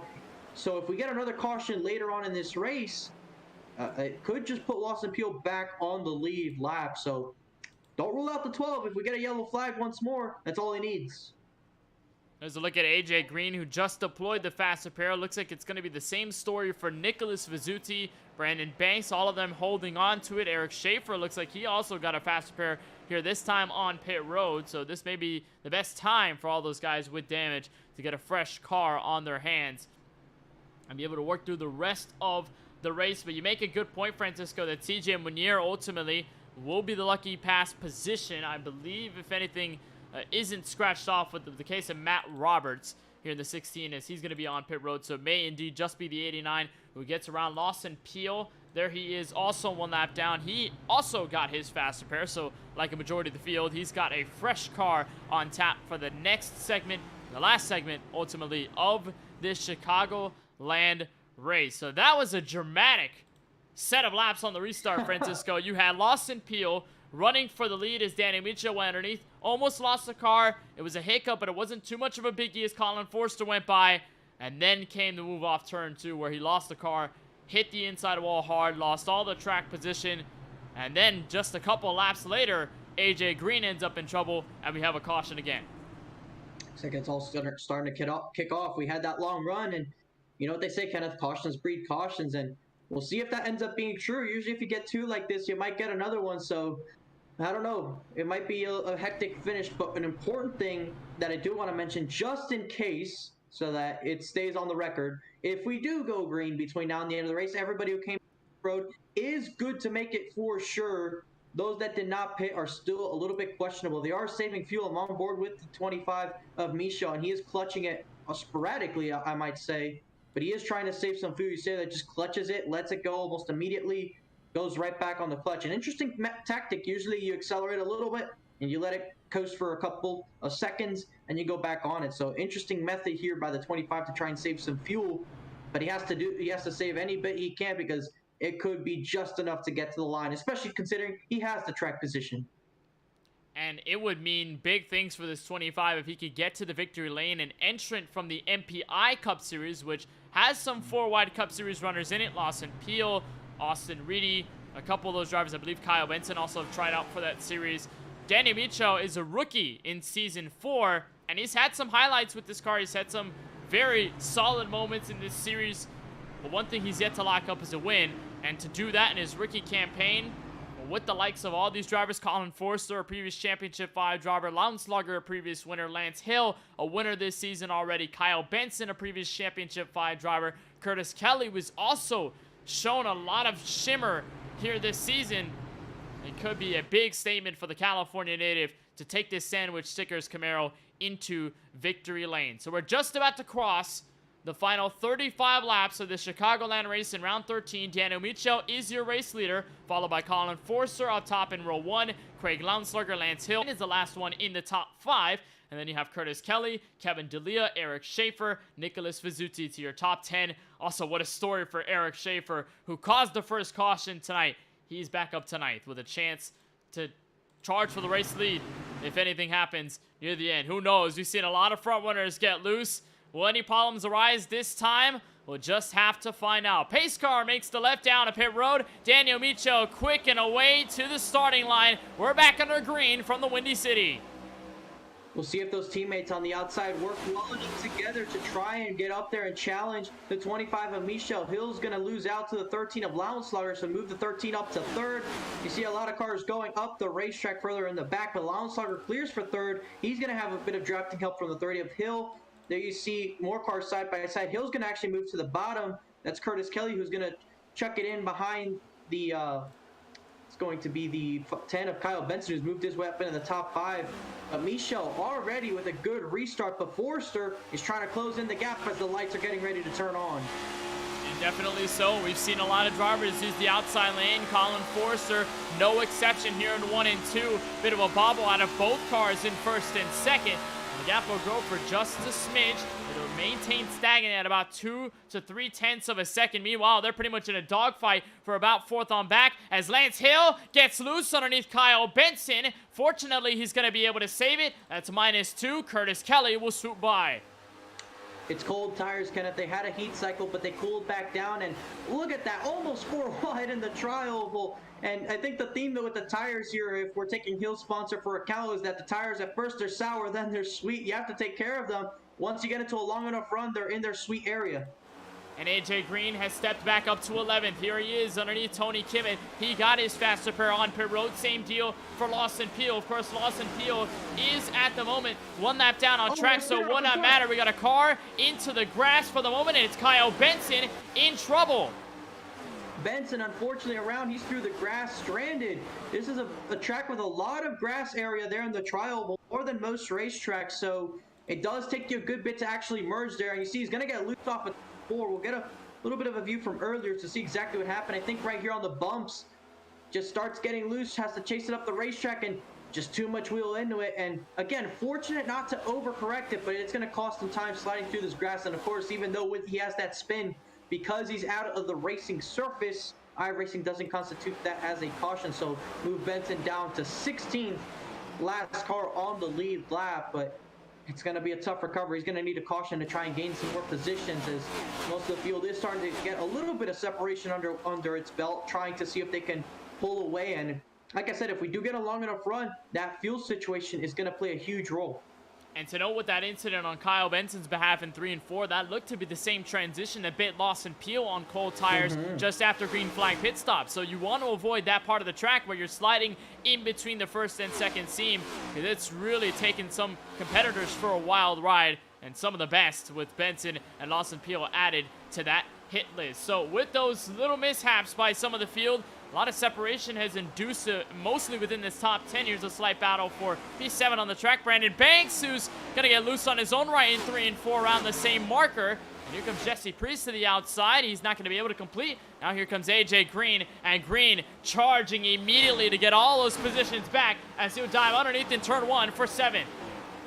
It's strange seeing this, Kenneth, as the night has been approaching us. It feels like the cars are handling not as good, and that's not something you normally would expect with the way the track surface and tires go about. The track temperature is underneath 70 degrees now from where we started at 72, and of course the lights being on the racetrack, the humidity kind of going away. You'd think that they'd have more grip, but that just has not been the case.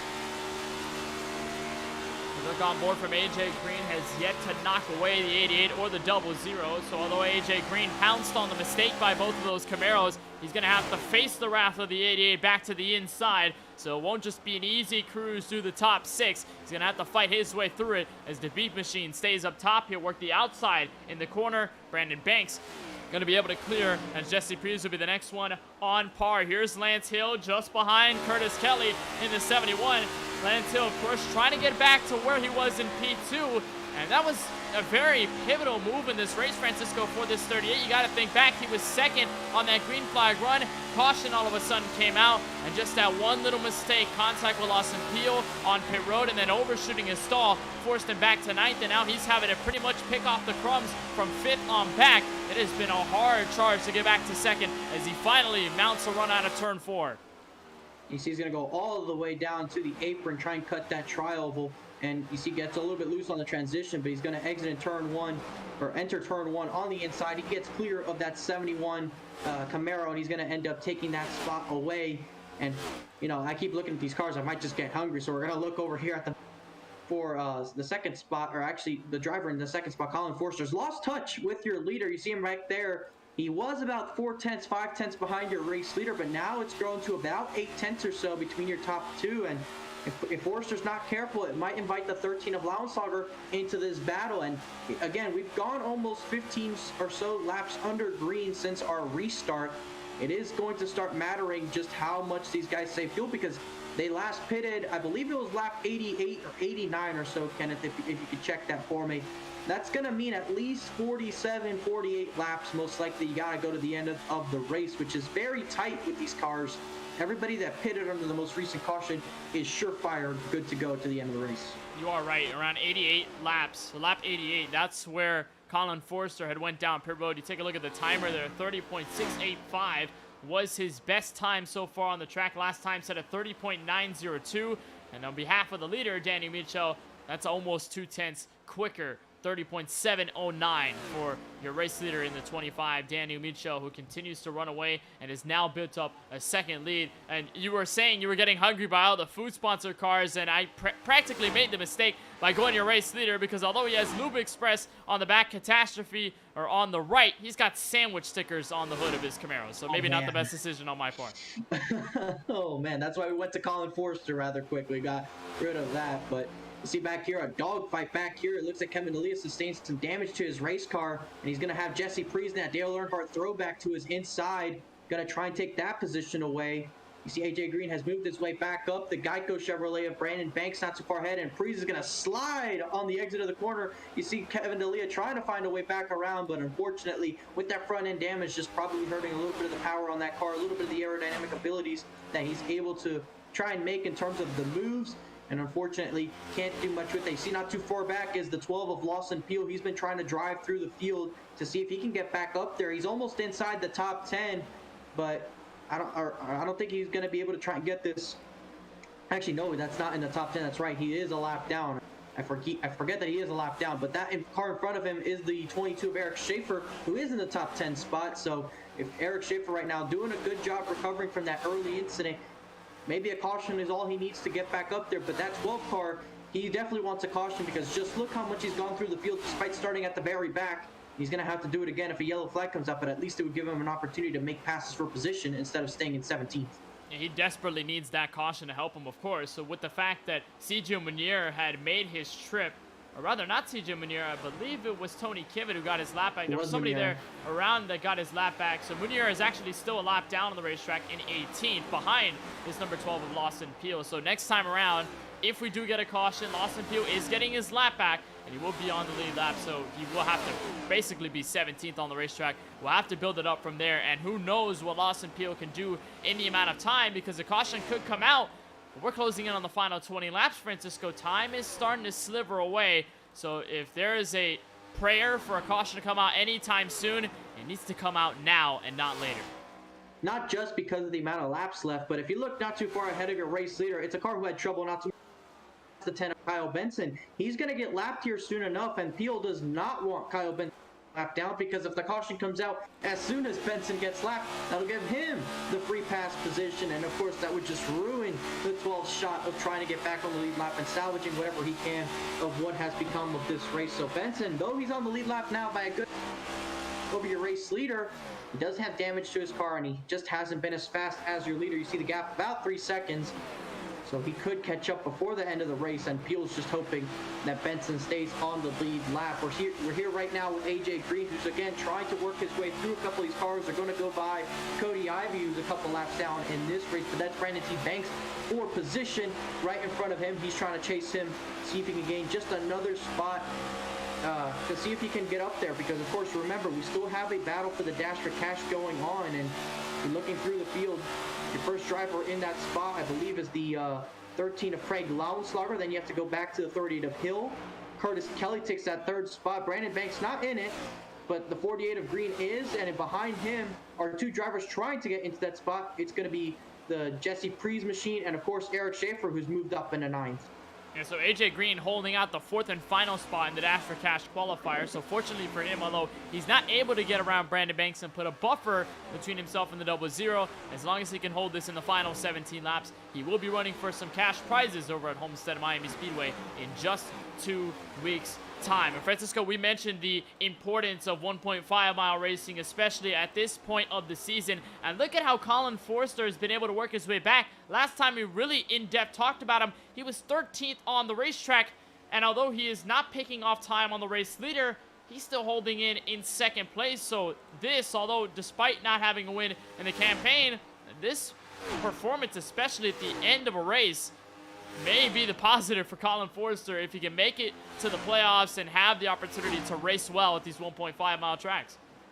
And this is the run he needed, Kenneth. We haven't seen this too much out of Colin Forster throughout the season. It just hasn't exactly manifested itself with the car and with the way the schedule's worked out. Just hasn't really been in favor of him so far. But if he's able to run like this at the mile and a half, considering the amount we have remaining schedule, I wouldn't rule out this former championship contender from not only going back to victory lane, but reclaiming his spot in the championship round and try and fight for a championship the second year running. Of course, he's not letting the leader go just yet. He gained about 0.2 of a second that last lap. So if there's any chance to try and close in on the leader and make your last attempt of trying to win this race, of course, it's now. You're coming to 14 laps to go. It's basically full-on night here at Chicago. The sun is definitely far down. You have some pink in the skies, but it's basically lights out, and we're going to be seeing some sparks flying in the closing laps.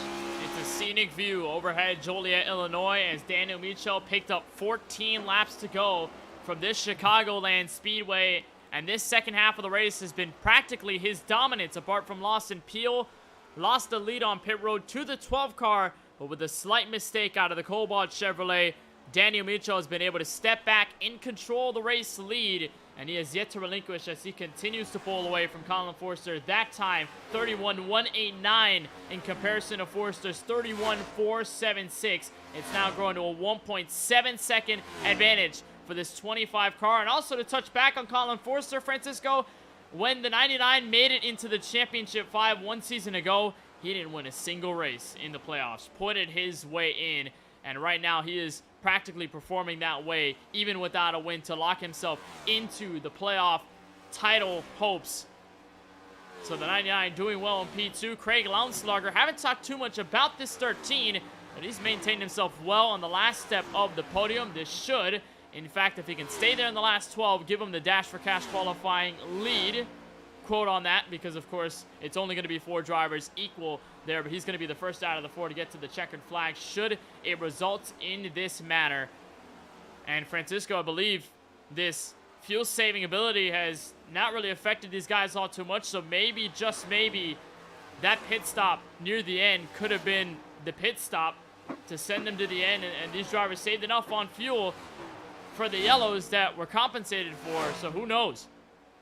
Yeah, maybe those 2 cautions were just enough, but of course you're never too sure. We're not in the car, we're not driving that race car, we don't know exactly how much they do have between now and the end of the race. We're on board with your leader, and it doesn't look like he's exactly saving. He's getting a lot of, but 1, the car is not steady, but 2, as you approach the end of the straightaway here, he's not clutching or lifting early. He's driving full attack right now as we've taken 10 laps to go in the race. So Daniel Michel not saving fuel at the moment probably means he's good to go. I don't think if he thought he was short on fuel, he'd be doing this at this point in time. So I think those cautions, very critical that they came out when they did. It might have just put him to the good.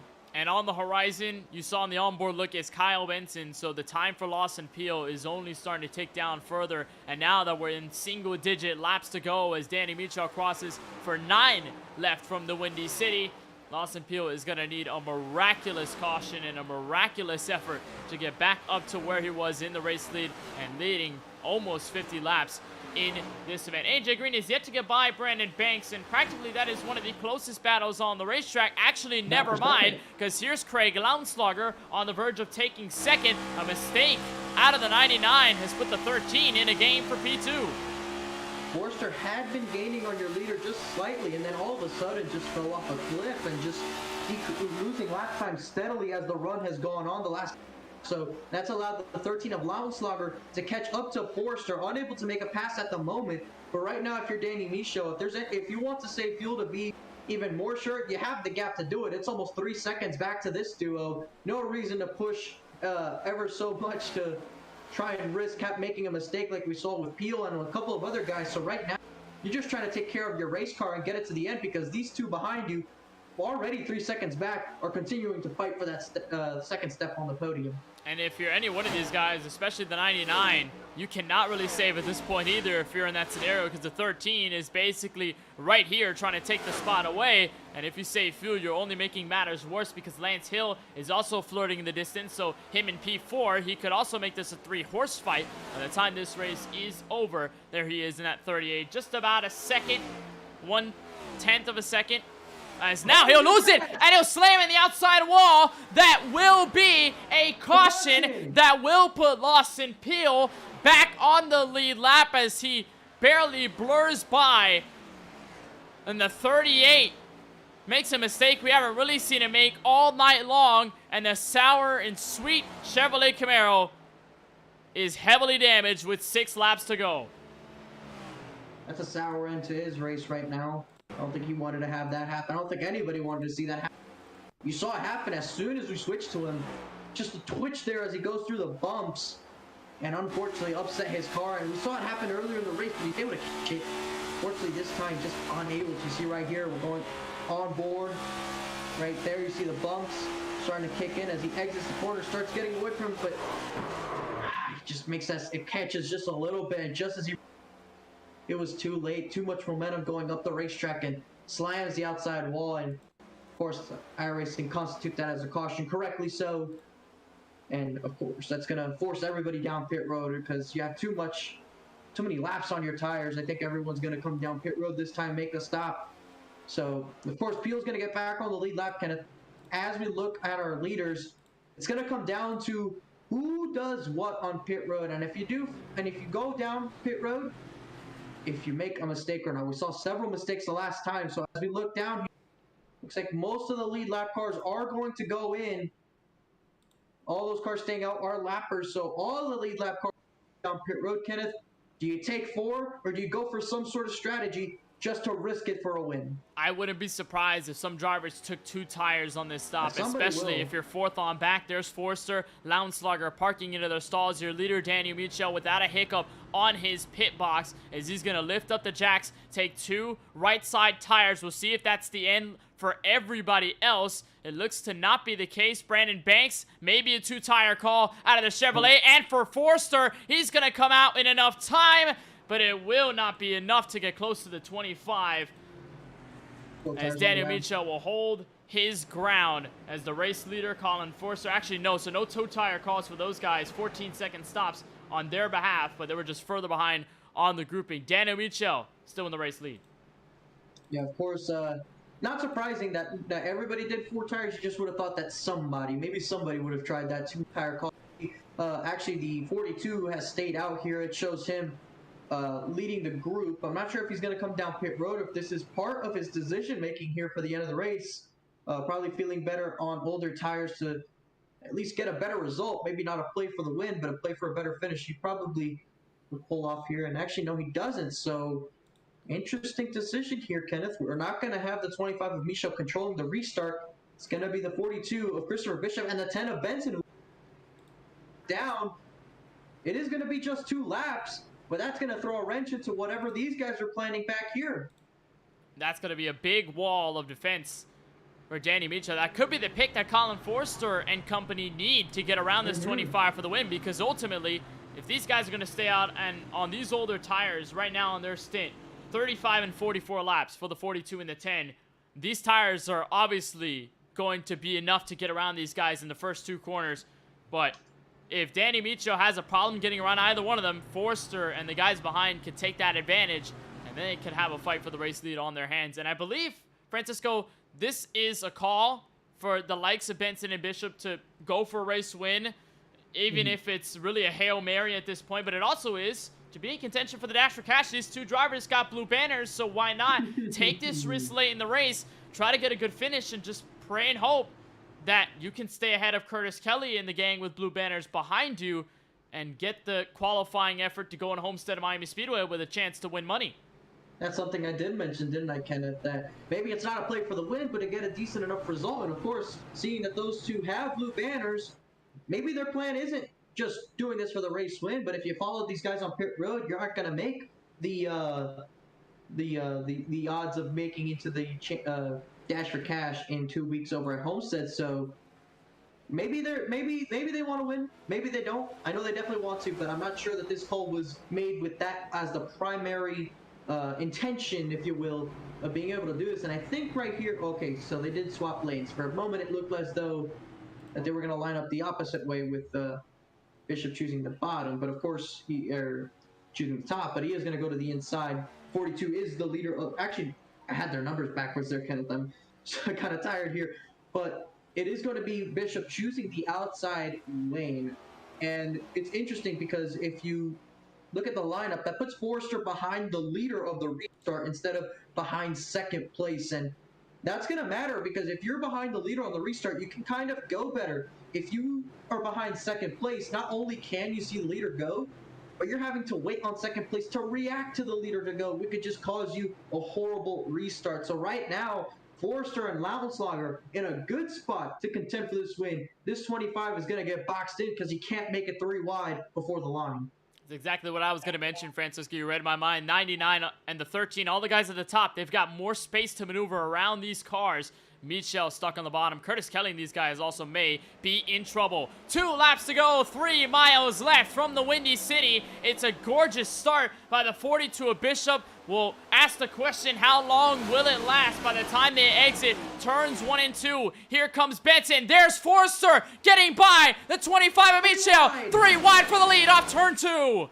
Benson's going to spin to the bottom, but Forrester gets clear for the top spot. Michel to the inside of Bishop. He's going to get clear for second into turn 3. You see Lautenschlager now to the outside. Curtis Kelly. 25's around. Michel sideways into turn 4. Cars into the wall. Will we be able to get the white flag in enough time? Answer is yes. White flag for Colin Forrester. He's got a 0.6 of a second advantage on Craig Lautenschlager in the 13 behind. And as Michel got sideways, everybody went into a chaotic frenzy. And Colin Forrester with a half lap left. Colin Forrester, we wondered how long it would take to get to victory lane with the next-gen cars. Answer is 13. Say hello to the 7th different winner in 2022. Colin Forrester wins at Chicagoland. And crucially, Kenneth, a big crash in turn 3 on the final lap of the race, taking out several cars, a lot of them with some blue banners. So we're going to have to see exactly how this all unfolded. A lot of things to unpack. But how about that? Colin Forrester, just as things were starting to get crucial with this team in terms of needing to show a good performance, especially at the 1.5 miles, he came through and he only led 2 laps and they were the last 2. So if there was any time to do it, it was now. And how about that, Kenneth? A callback to the way he's won in this basically every race in this series. He shows up at the end and just steals it. So a classic Colin Forrester win when he needs it.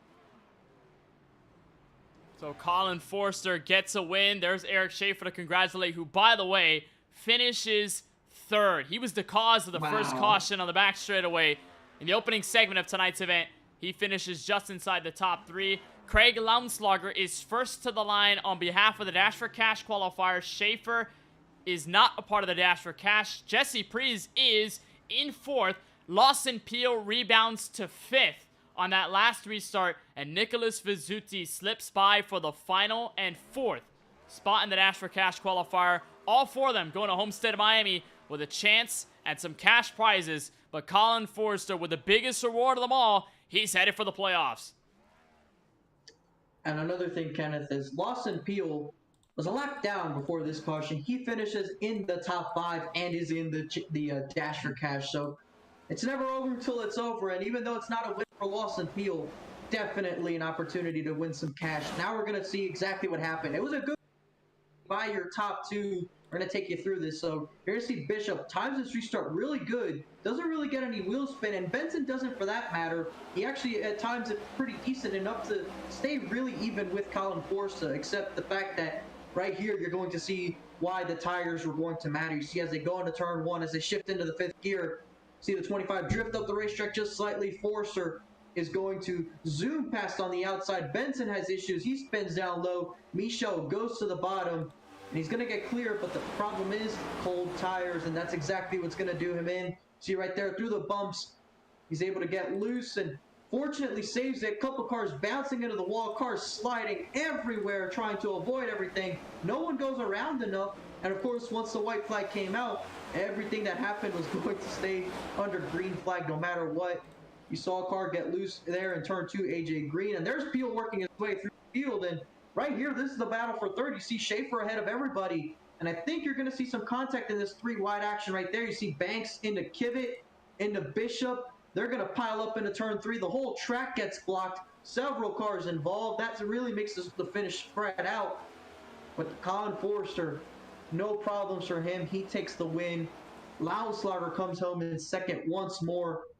And of course, like we mentioned, those guys battling for the Dash for Cash, able to come up with a good finish. How about Jesse Prees, though, Kenneth, getting a top 5 after a hectic race for himself as well? Yeah, Jesse Prees, relentless effort near the end. I mean, you could say this pretty much the same for all the drivers in the top 5. Forster in the mid-pack, struggling to find pace, and then found it later on as the night fell. Craig Loudenslager, who ran well, and then finally found the pace to be up top. Eric Schaefer, who caused the first caution. Jesse Prees, who had troubles early. Lawson Peel, who led a good amount of this race before spinning, getting into trouble on his own right, being 1 lap down on the final caution. Until then, got the lap back and came back to finish in the top 5. Nicholas Vizzuti, Matt Roberts, top 10 efforts for them. We didn't really see much of them. Michael Newbraw, AJ Green is able to rebound to 8th. And then Tony Kivett, who got into Brandon Banks there on the back straightaway, 3 wide, ends up in the top 10. We'll take a look at your full field results. It's the second win for Stonks Motorsports in this 2022 season. Colin Forrester, though, finally gets to victory lane after 13 races. Craig Loudenslager finishes second. He's the first of our 4 Dash for Cash qualifiers. Eric Schaefer ends up finalizing your top 3. Jesse Prees, Lawson Peel, and Nicholas Vizzuti, 4th, 5th, and 6th. They also joined Loudenslager with the opportunity to win some money at Homestead Miami Speedway in just 2 weeks' time. Matt Roberts ends up in 7th. AJ Green is 8th. Michael Newbraw is 9th. And Tony Kivett, Francisco, rounds out your top 10. And just outside of your top 10 in P11 is the 38 of Lance Hill, who brought out that last caution. Curtis Kelly not going to be in the Dash for Cash, unfortunately, after running in the top 5 most of the early portion of the race, will finish in 12th. Kyle Benson, who spun on that final restart after starting in 2nd, will finish 13th. Christopher Bishop, who was the leader, finishes 14th. Brandon T. Banks, after a strong run, unfortunately, will finish in 15th. Daniel Michel, the dominant driver of the night, will unfortunately finish 16th after that quasi spin coming to the final lap. Kevin D'Elia finishes in 17th. CJ Munier in 18th. Tyler Murray with a struggle all night long, finishing in 19th. Cody Ivey had a couple of pit stops on the green flag, will finish in 20th. And then rounding out your field in 21st is going to be Alan Alashire, who had problems early in the mid portion of the race. Brian Dixon, 22nd, with his fair share of problems. And of course, Tyler Warner, the last car on the field, finishing 23rd in the 33 car. So 23 cars end up finishing the Chicagoland race, 135 laps completed, and it was Colin Forrester first to the line and to victory lane. Win number 1 for him in Season 4. It took him a while, but he's finally back in and will run for the playoffs later on this season. We'll have post-race coverage on the other side of the break. We'll have interviews with 1st through 3rd, our final thoughts, and more going into Atlanta Motor Speedway 1 week from tonight. But don't go anywhere. You're watching coverage of Round 13 in the 4-Wide Racing Cup Series from Chicagoland, live on MaxSpeedTV.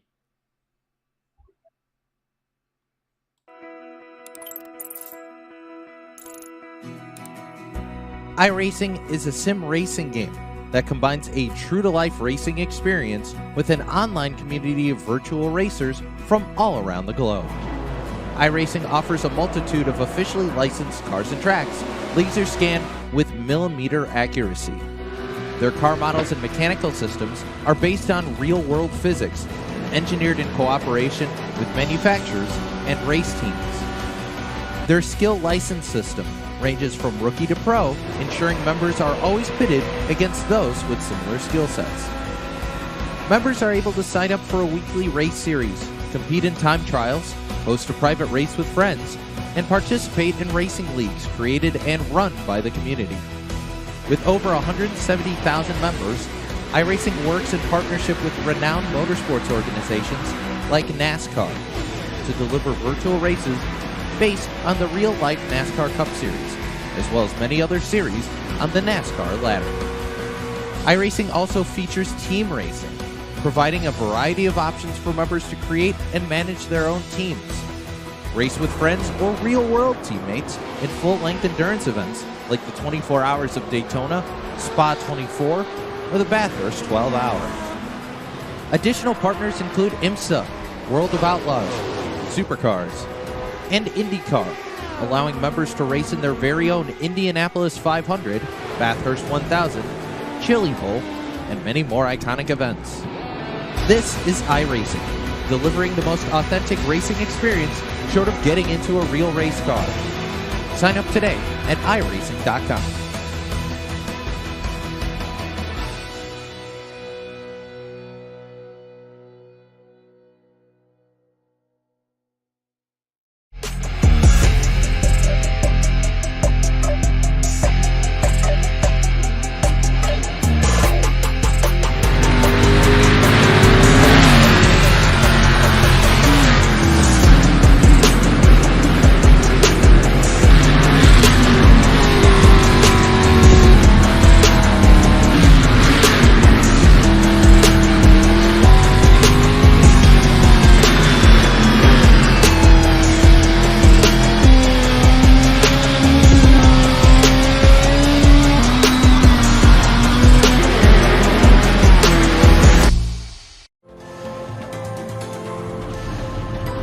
We've been waiting for this moment. Generations of innovation all coming together in one place. The pedigree of more than 70 years of NASCAR Cup Series history, from the past to the present, from Petty to Earnhardt to Elliott. Today, there's no more waiting. The future of NASCAR is now. Drive the next-gen cars today on iRacing and step into the next generation of racing.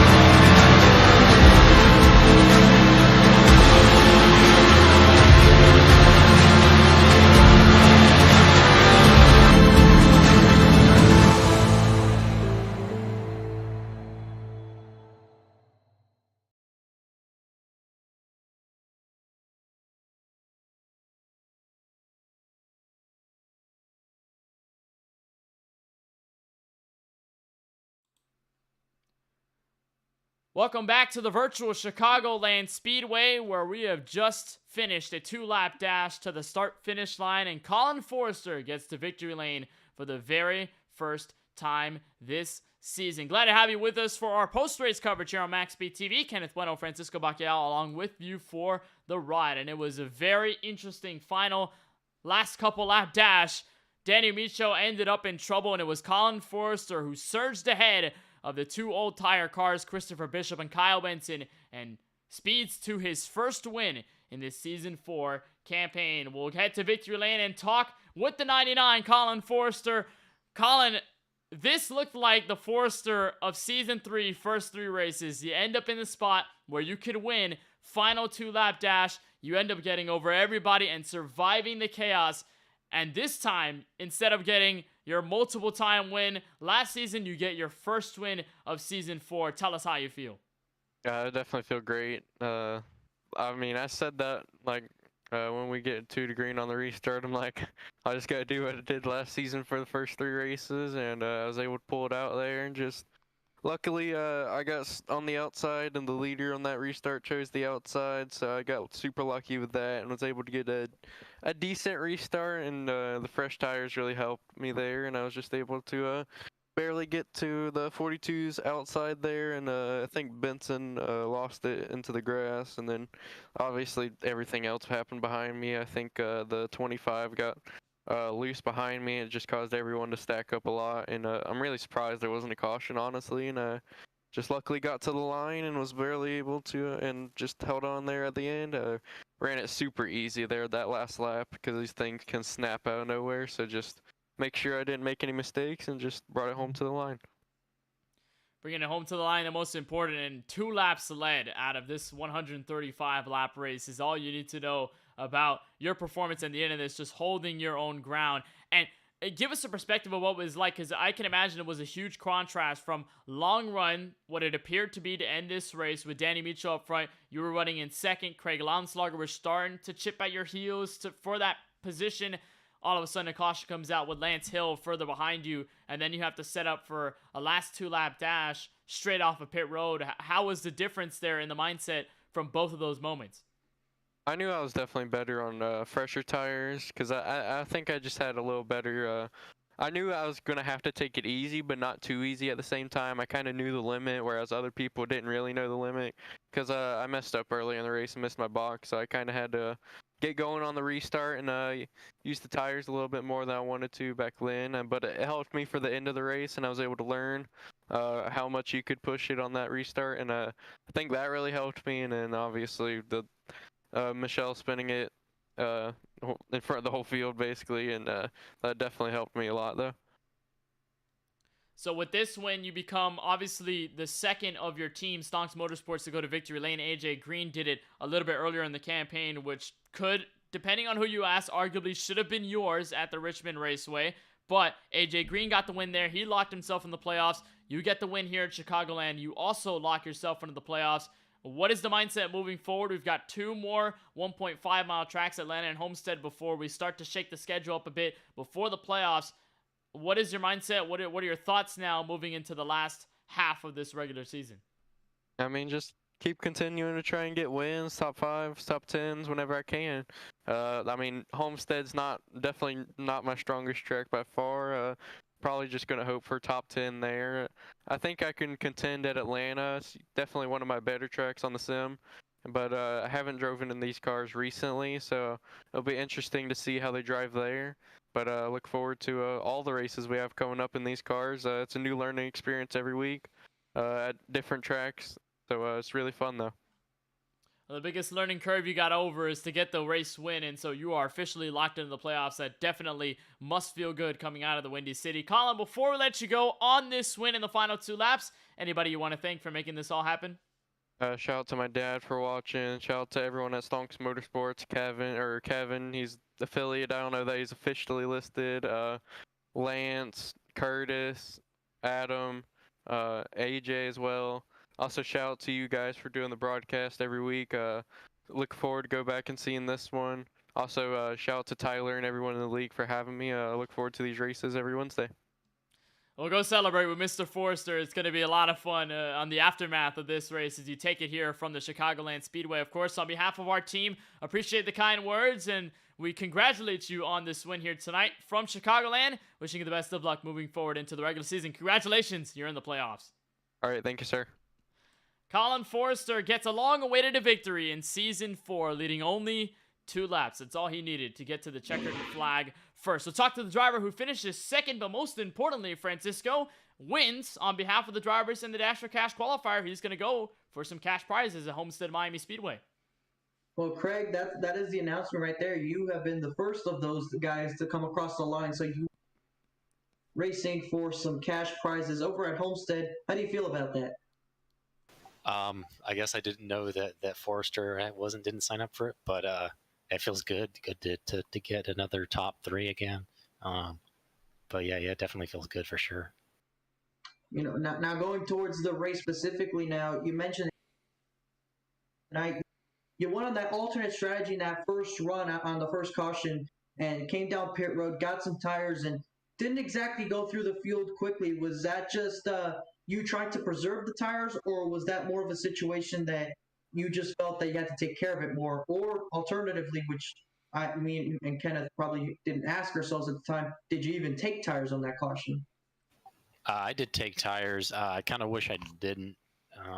Seemed like it worked out better for the people that were in front, but I was definitely kind of trying to save and save my tires a little bit. But I think I was hampered that run by I got loose a couple times, like loose to the point where I had to save the car and lost like quite a bit of time. So I couldn't really move through the field, but I don't know. It definitely didn't really seem to help me having new tires that much.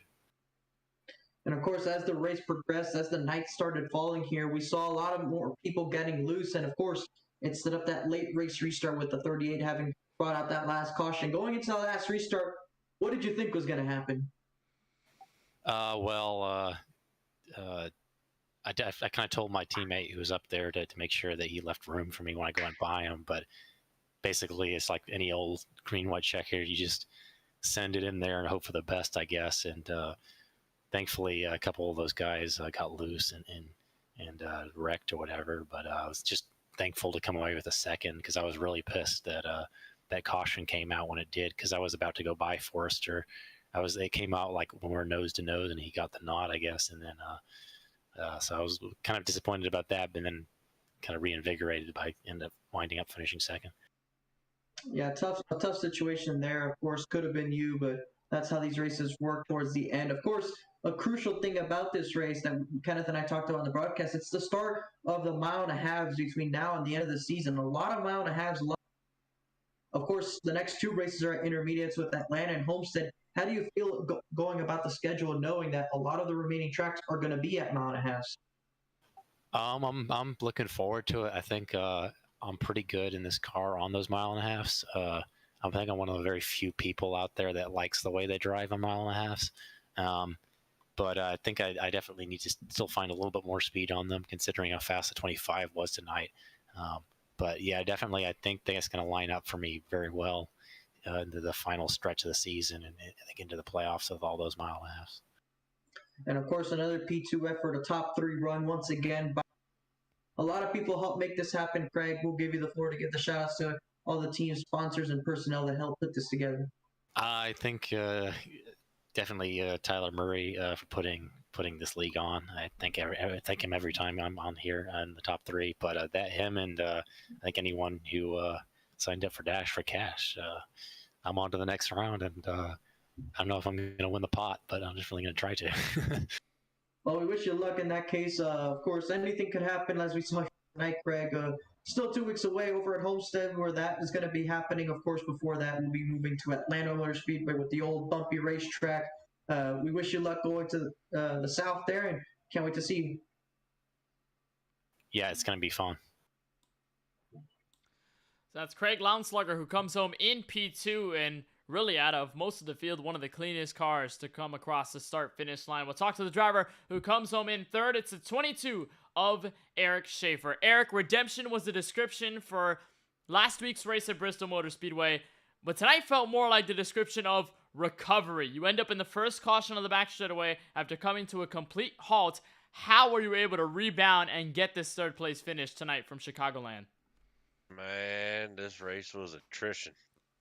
I don't know. A lot of luck. The cautions fell my way, and that one caution, I think I was the last car that was one lap down, about to go 2 laps down, and the caution came out, and myself and Newbraw decided to take the wave around praying for a caution, and yet one happened. So we got a lucky break there, able to go in and take some tires, put a little gas in her, and go on out there and run top 10 right there towards the end. And I was good finishing either 8th or 9th, wherever I was. And that caution happened. It caused that green-white checker, man. I was not expecting to finish P3, I'll tell you that right now. And that points me to my next question. It looked like this race was heavily reliant on long runs before, of course, that 2-lap dash where everything went haywire and you were able to manage third. But how was it to drive this car when it settled in? Because a lot of guys got loose and it looked like nobody could really truly master the Chicagoland Speedway. What was the perspective behind the wheel to manhandle this 670 horsepower beast over the long runs? You want my honest opinion? Sure, go for it. It was horrible. until you got about 12 to 15 laps on the tires. It was like driving an old plow truck that was on 30 inches of freaking oil. Oh, it was horrible, brother. But it wasn't. I mean, once you got a little laps on the tires, it was able to equal out, and you were able to run okay and everything else. It was just on fresh tires. Y'all know with cold tires, this thing is just a serious handful. But once you got by yourself, it wasn't bad, but in traffic, it would just slide the nose so bad.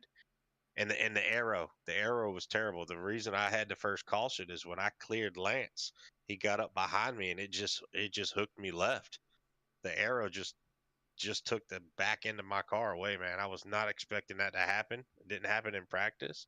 So, I mean, I don't know. It's just like I said before, I only drive this car in this league because I don't tend to drive it anywhere else in officials, but I think I need to start practicing a lot more with it everywhere else besides just here so I can get a little bit more experience with the way it handles on different tracks.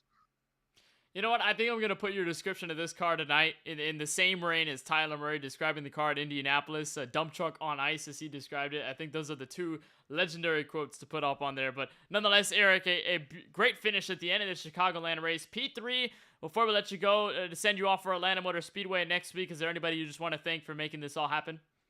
Yeah, definitely the Tyler Murray and all the admins in here, man. Like, he put that Dash for Cash up tonight. I was glad was able to get into that and get to go forth on that next race. Shout out to you and Francisco for doing all the broadcasts, man. I really appreciate everything y'all do for us. And shout out to the Drinkers Bros guys, Tony, Brandon, all the guys in New Brawl and all of them. And shout out to Paul Setup Shop. And yeah, man, it was just a ball, man. I appreciate everything everybody does, man. Thank y'all. Well, we certainly appreciate the time, Eric. On behalf of our team, once again, congratulations on this third place finish from Chicagoland Speedway. And of course, we hope to see you at Atlanta 1 week from tonight. Thank you, sir. I appreciate y'all. So Eric Schaefer gets third, and I do want to correct before anything happens. Eric Schaefer is part of the Dash for Cash, so it won't be Nicholas Fizzuti taking this final spot. It will be Lawson Pioena who finishes inside the top 5. So we'll kick you back up to the broadcast booth and get our final thoughts, Francisco, on a very long run reliant Chicagoland race that ultimately got decided in the last 2 laps. How many times have we said that before? That's not something we say a lot. These mountain halves, it's insane. It's insane. That was certainly insane. The final 2 laps, of course, the battle between Colin Forster and Danny Micho at the end of it. Of course, a lot of heartbreaking for Danny Micho. A lot of great things to take away from it, especially going into Atlanta and Homestead, where hopefully if we see the 25 get back in it, he most likely can go for that redemption and go for a win of his own. But Colin Forster, it took him 1 race last season, Francisco, in his rookie season to get to victory lane. This time it takes him 13. So obviously a lot more work put into getting this illustrious win. But a lot of relief on behalf of the 99, you can imagine, because now he's locked in for the playoffs. He doesn't have to worry about points racing. And now for at least the last segment of this regular season, he can focus on dialing in those intermediate tracks and getting ready for what's going to be an intermediate-centric playoff fight. Of course, 13 races into the season is how long it took. If you date back to the last one he had at the previous time last season at Rockingham, just before the playoffs. So it's been a while before the 99 of Colin Forster has been to victory lane prior to tonight. So good for that team that they're able to go back and celebrate this win and go back to the next couple races. And with that momentum, with that energy of just having won a race, and that could definitely change his perspective going forward and potential performances in the next couple of tracks of the similar stature. And you have to feel for Daniel Micho. He had a career day here today, just ran strong all race long, dominated the race. And of course, it's heartbreak tonight, but if he's able to bring out this kind of speed at the other mile and a halves, I would be scared if I'm the rest of the field, because if that's the speed he shows up with at all the other mile and a halves, it could be very dangerous for the rest of the field. Yeah, Micho gonna definitely look for that first win, and once he gets it, it's gonna definitely mean a lot, as we'll take a moment to talk to him if he ends up in that place. He's got a lot of chances to do it, though. You take a look at the Season 4 schedule at the front of your screen, cross off Chicagoland, and we go to the second of our 3 straight intermediate run. It's Atlanta Motor Speedway this time around. If you can remember from last season, was the site of our championship finale. It's gonna host a very different type of race in Season 4. But ultimately, we are ready for it. It'll be next week, May 18, 2022. You'll find it same time, same place, 9:10 p.m. Eastern, right here on the MaxSpeedTV YouTube channel, before we head to Daytona, Watkins Glen, and Kansas to close off the regular season. And then we'll manage the chase, the playoffs, all the way to the final round at the Texas Motor Speedway for the finale and the Championship 5 decider. So it's Colin Forrester who goes to victory lane for the first time this season. He's officially locked into the playoffs, the 7th different winner in this 2022 4-Wide Cup Series campaign. So for Tyler Murray and everyone from the admin team and Race Council, and from all of us at MaxSpeedTV who makes it all happen, and for my colleague in the booth, Francisco Bacalhau, my name is Kenneth Bueno. Saying so long and good night from the Chicagoland Speedway. We head to A-Town 1 week from tonight. Atlanta Motor Speedway up next.